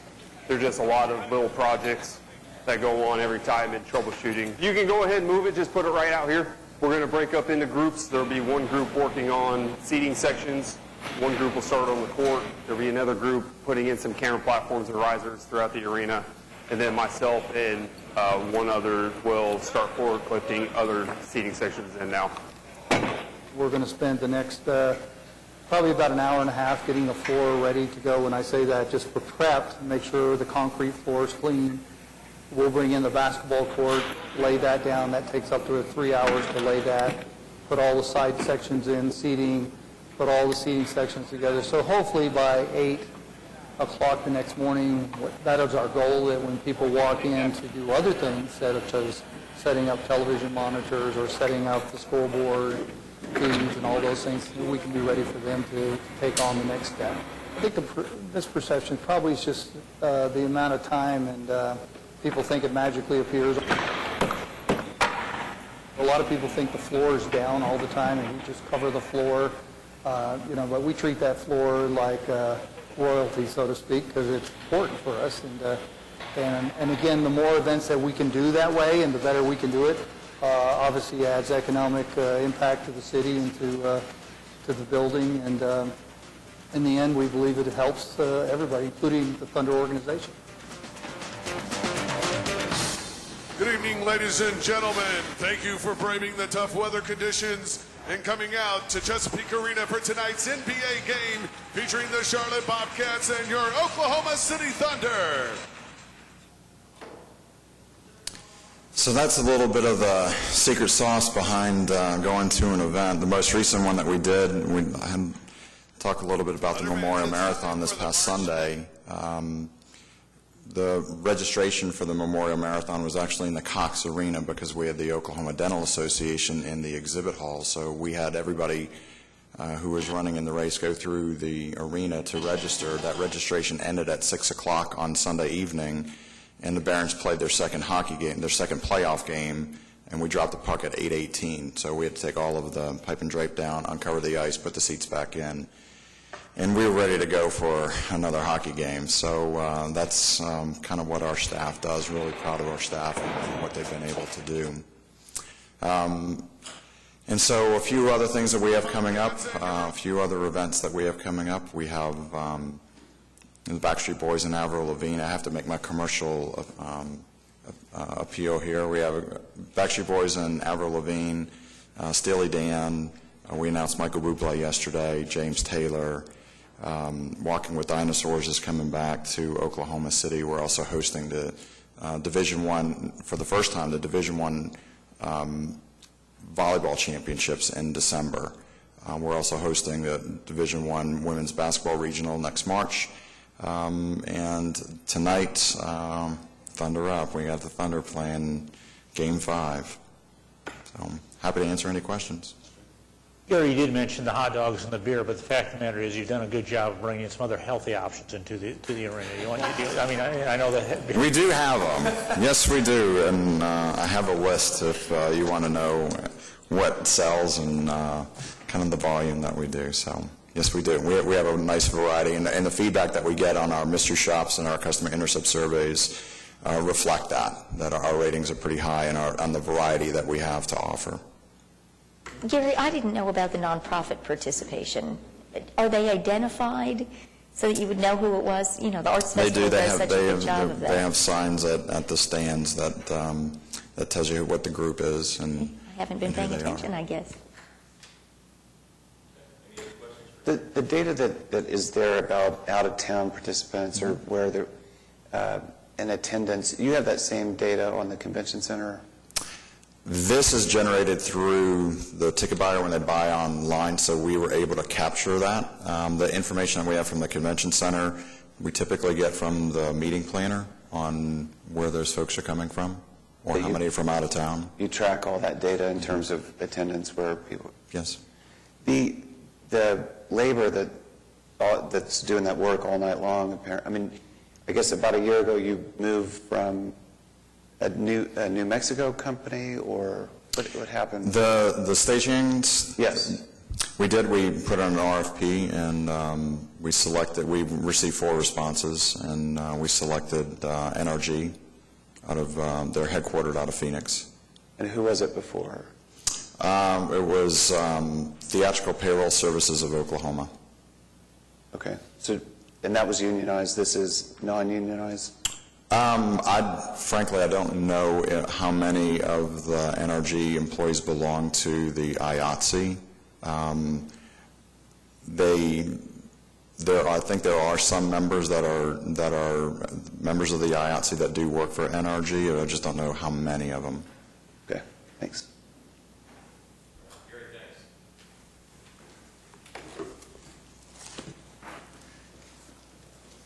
All right. Next up is the handing out of the budget presentation. This will be short, but Doug has a few moments just to hit some of the highlights. I know it's almost noon, but we'll get this out to you, hit the highlights, and then we'll begin with the actual budget hearings next week. And we'll have 3 budget hearings, and then we'll come up with a calendar here in a few minutes. All right. So with that, Doug? Well, I'm pleased to be with you here this morning to present the budget to you, and we recognized our staff earlier this morning, but I'm glad they're here as well. Again, for this presentation, I want to thank them for all their hard work to put this together.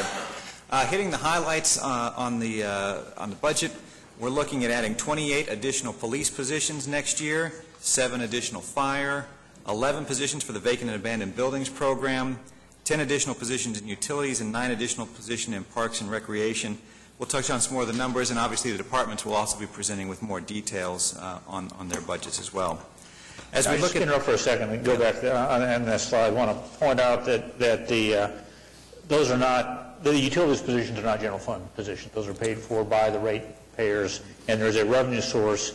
We hope to recover most of the abandoned buildings program because of the fees that are associated with that. So those are a little bit different than just add on to the general fund, which some of the other positions fall into. So I just want to highlight those 2 categories. I'd like to highlight one. I thought I asked for figures on what it would take to maintain the 40 additional police officers that we had last year. I've never gotten those, and now I see 28 here. Well, and I do have the cost here. If we were to add 12 additional police positions, that would be about $800,000 per year. Then we'd also need to add vehicles for those, which would run another $500,000 or so. So that would be the cost to get us to 40 additional police positions. When we look at the budget overall, our general fund budget totals $413.9 million. You can see that's just a small increase over our amended FY14 budget, but that amended amount includes the $8 million that was added for street and other capital improvements earlier in the year, as well as our purchase order rollover. If you compare the original FY14 budget to our proposed FY15 budget, it's an increase of about $13 million, or a little over 3%. On the operating funds, there's a slight decrease in the budget to $221.6 million. The biggest area that changed there is the fire sales tax fund. Their budget decreased by over $3 million because they had budgeted some one-time expenses for the improvements or the construction of Station 26, SCBA replacement, and planned support for the radio system upgrade that were budgeted in FY14. Non-operating funds saw the largest increase in their budget, MAPS 3 sales tax being the largest one there, which increased by over $38 million, with more fund balance being budgeted for as the projects progress there. The Capital Improvement Projects Fund also saw an increase of about $18 million, as a number of projects that have been funded recently have not been completed, so their amount of carryover increased by about $17 million. So our non-operating funds total $465.7 million, for a grand total of $1.1 billion for the FY15 budget. Since we're running late, I'll kind of go quickly through the strategic planning process. You all have seen this slide before, but really it's kind of we begin with our citizen survey that we'll be doing again this year, that feeds into the council priorities that were last updated in 2012. Departments develop their strategic business plans based on those priorities. That feeds into our budget development, and of course all through the year we're implementing the budget that you all adopt. We're collecting data on how we're doing, reporting on our performance, evaluating how things are going, and making decisions on where we go next. Real quickly, the council priorities that were adopted in 2012 provide a safe and secure community, maintain strong financial management, promote thriving neighborhoods, develop a transportation system that works for all citizens, and support high-quality public education and community health and wellness. Once again, we're using the same little icons that we used last year throughout the budget book to denote those areas that support those priorities. So we'll look at the overall revenue picture. Again, $1.1 billion is our total budget. The largest category is taxes at about 52%, or $570 million. Sales tax is the largest portion of that at $423 million. When we look at this overall budget, the taxes category also includes property tax for our debt service fund, and that totals $68.2 million. Fees and charges include things like franchise fees, business licenses, building permits, ambulance membership fees, stormwater drainage fees, and account for about 15.5% of the total. Our transfers in are those transfers from our trusts that support water, wastewater, airports, solid waste. And fund balance is about federal grants make up 2.4% of our budget, and then fund balance is a fairly large chunk when we look at the overall budget of $232 million. And the two largest areas again are MAPS 3, which budgeted $95.7 million in fund balance, and our Capital Improvement Projects funds at $49.5 million. As we look at the operating revenue, again, this narrows it in a little bit, and again, taxes are the largest source there. Sales tax being, again, the biggest at over $315 million the total. Other significant taxes in this category are use tax, hotel-motel tax, and the portions we receive from the state from tobacco excise, alcohol beverage, motor fuels, and commercial vehicle taxes. We'll move ahead onto the general fund revenue, again, narrowing it down now to our largest fund and the most, but again, where we focus most of our attention. Taxes are 65% of the total. Sales tax specifically is at 52.8%, or $218 million. The primary area in other taxes is our use tax, which is at $39 million. Franchise fees are 10%. Those are the fees that come from utility companies that pay for their use of rights-of-way. Fines total about $26.4 million. Fees and charges for building permits, administrative charges, those sorts of things make up about 16.7%. And then other revenue includes some small transfers we have from other funds, interest, and several other miscellaneous revenues that represent 1.8% of our $413 million total. As we look at expenditures, I'll just kind of run through these pretty quickly. Again, this is in the big picture, $1.1 billion budget. Personal services are the largest percent at 40.8%. And you can see our debt service at 8.1%. That's again on our general obligation bonds.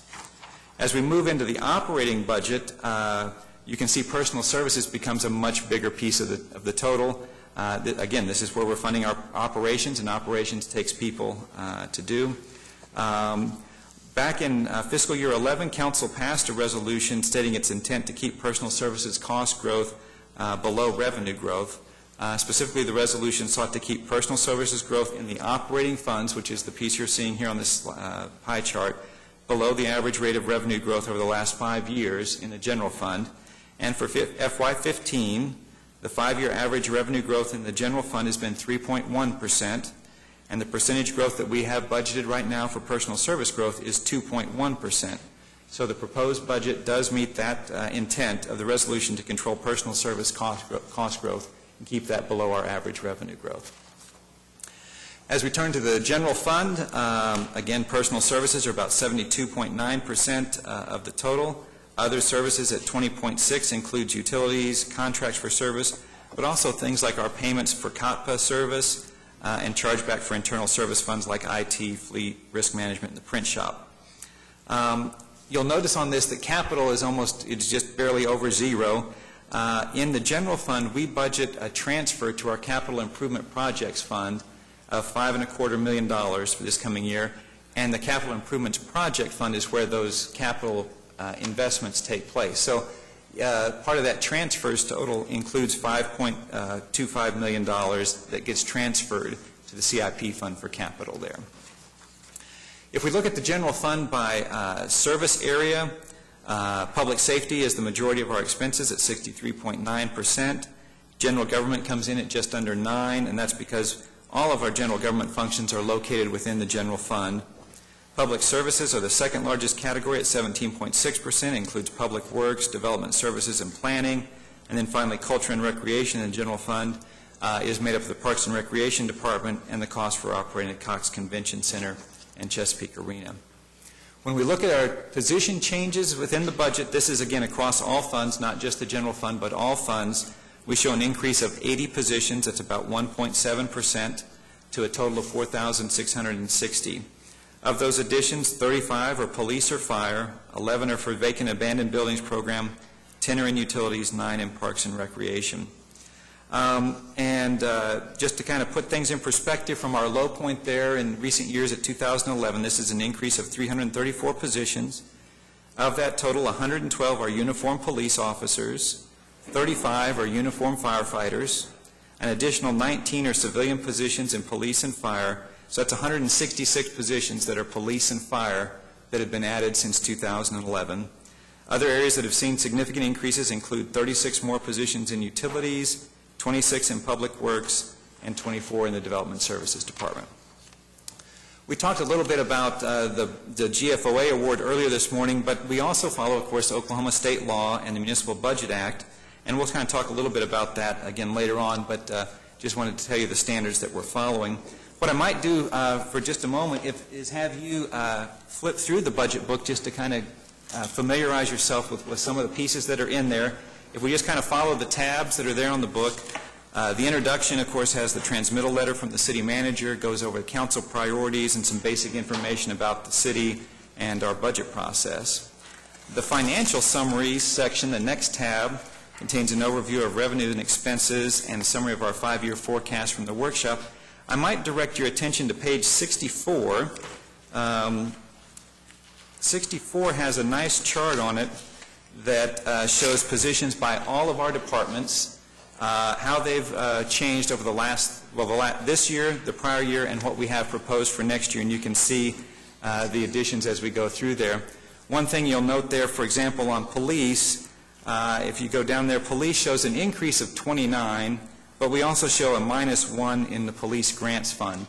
One position that had been funded from grants is now funded in the police department, so the net is overall an increase of 28 there. If we flip back to the next tab, the departmental budgets, this is, again, alphabetically, we've got all of our departments there, and maybe we'll turn to airports on page 79. You can see we've got a kind of an organizational chart by lines of business and program as well as the department mission. the next several pages, the department's identified the issues that they're facing over the next several years, as well as the strategies they're employing to address those issues and the results they're expecting. Each department section will have a major budget changes summary. You can see for airports on page 84, they basically had no major budget changes in fiscal year 15. On page 85, we've got a summary of their expenditure budget, both organized by the line of business or their purpose, as well as their funding source. For airports, they just have the airport's cash fund, but some of the other departments, you'll see multiple funds supporting their operations and capital. And then the next page, 86, has the number of positions in each of those divisions, as well as the positions by their funding source. And then finally, the next several pages under airports goes through each line of business, or you may hear them referred to as division within the department, looking at their programs, their performance, budget, and positions within each of those lines of business. If we flip on to the next tab, the fund summaries section, this is technically the part that gets adopted. The resolution that will come before you in June is this, basically the tables out of this fund summary section. This is what's required by the Municipal Budget Act, by state law, and that we must identify every fund, its revenues and expenses, and those expenses need to be organized by department and then budget category. So you've seen those on the pie charts: personal services, other services and charges, supplies, transfers, those sorts of things. The capital section is the next section of the budget. This is really, again, more for informational purposes here. What we've got here is a list of all the expected capital projects we anticipate spending money on next year. And what we give a little information about the project, as well as how much is expected to be spent on the project next year. So again, in the FY15 budget. And then for our appendix, we've got our financial policies, our table of compliance with those policies, demonstrating how we're doing against those policies, and a glossary of terms that we use throughout the budget.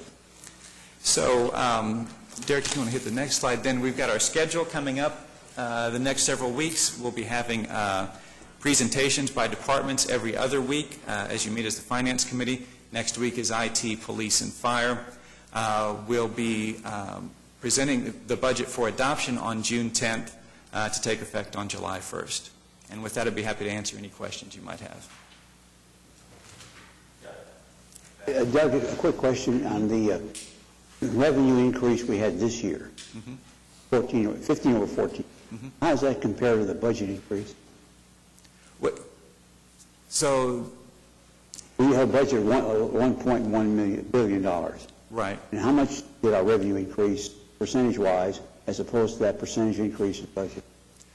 Well, the revenues would set the cap on how much we can increase our budget. So what we anticipated as revenues, from that, basically we had a $1 billion budget when we started FY14, and we're going to $1.1 billion. That's about a 10% increase.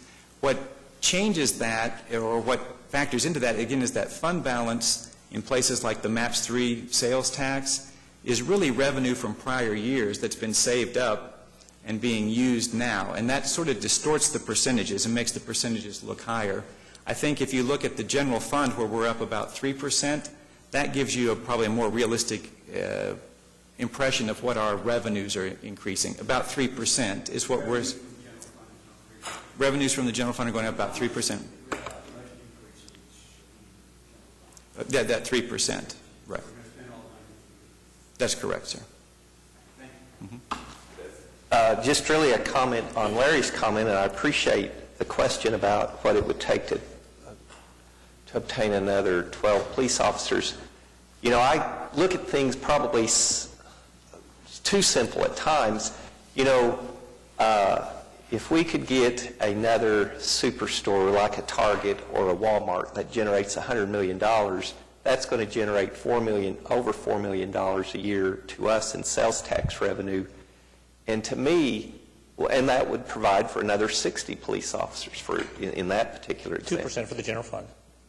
Okay.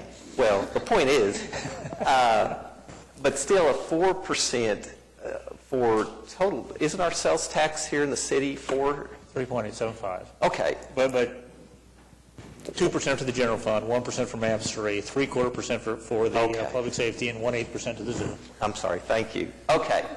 Well, let me modify that a little bit. So instead of 60 police officers, instead of 60 police officers with a new supercenter that's located, say, on Western Avenue on 149th instead of along Santa Fe and more, and the point is, I would give an incentive of some amount, let's say $1 million, to get that $2 million or $3.8 million annual annuity, in a sense, by having that store locate within our city limits. I'm just making a point. Maybe we ought to look at some of the incentives, especially in regards to retail, to be able to accomplish some of the goals that we individually or collectively may have with respect to the city. I think it can be achieved, and sometimes it's just a matter of putting a dollar amount to a particular example, hopefully to make it a little bit clearer. Can I vote for you, Marcus? One of the difficulties we have, David, is trying to estimate how much of that revenue was cannibalized from our existing customers. And so there's not a net increase. We have to be careful about that. No, I understand that concept very well. I'm sorry, and I'm not minimizing that. It's an important issue. But if a particular store is looking close to the border of the city, and it's a question of do they stay within the city limits or go into another municipality, if we can convince them through some type of incentive or some other inducement to come in here, we're talking in terms of annuities, the way I look at it. Are you familiar with the Outlet Mall project? Yes. We did exactly what you're suggesting there. We had a competitor just down the road a little ways wanting to move there. We made some incentives, concessions to them, and it was been very successful so far. Oh, no, and I'm not suggesting we've not ever thought about doing this. I'm just saying this is why I think incentives can be important in regards to retail. And for me, to make things simpler, if we start putting dollar amounts to certain types of retail activity, we can see the benefits that the city and the citizens will obtain if we are successful in those efforts. That's my only point. All right. Anybody else want to comment on the budget? All right, we'll have plenty of opportunities, obviously. Doug, thank you and your staff for all the work that went into this. We appreciate it very much. We'll look through it, and I'm sure I'll have some questions down the line. Very good. Thank you all. We do not have executive session today, so we are adjourned.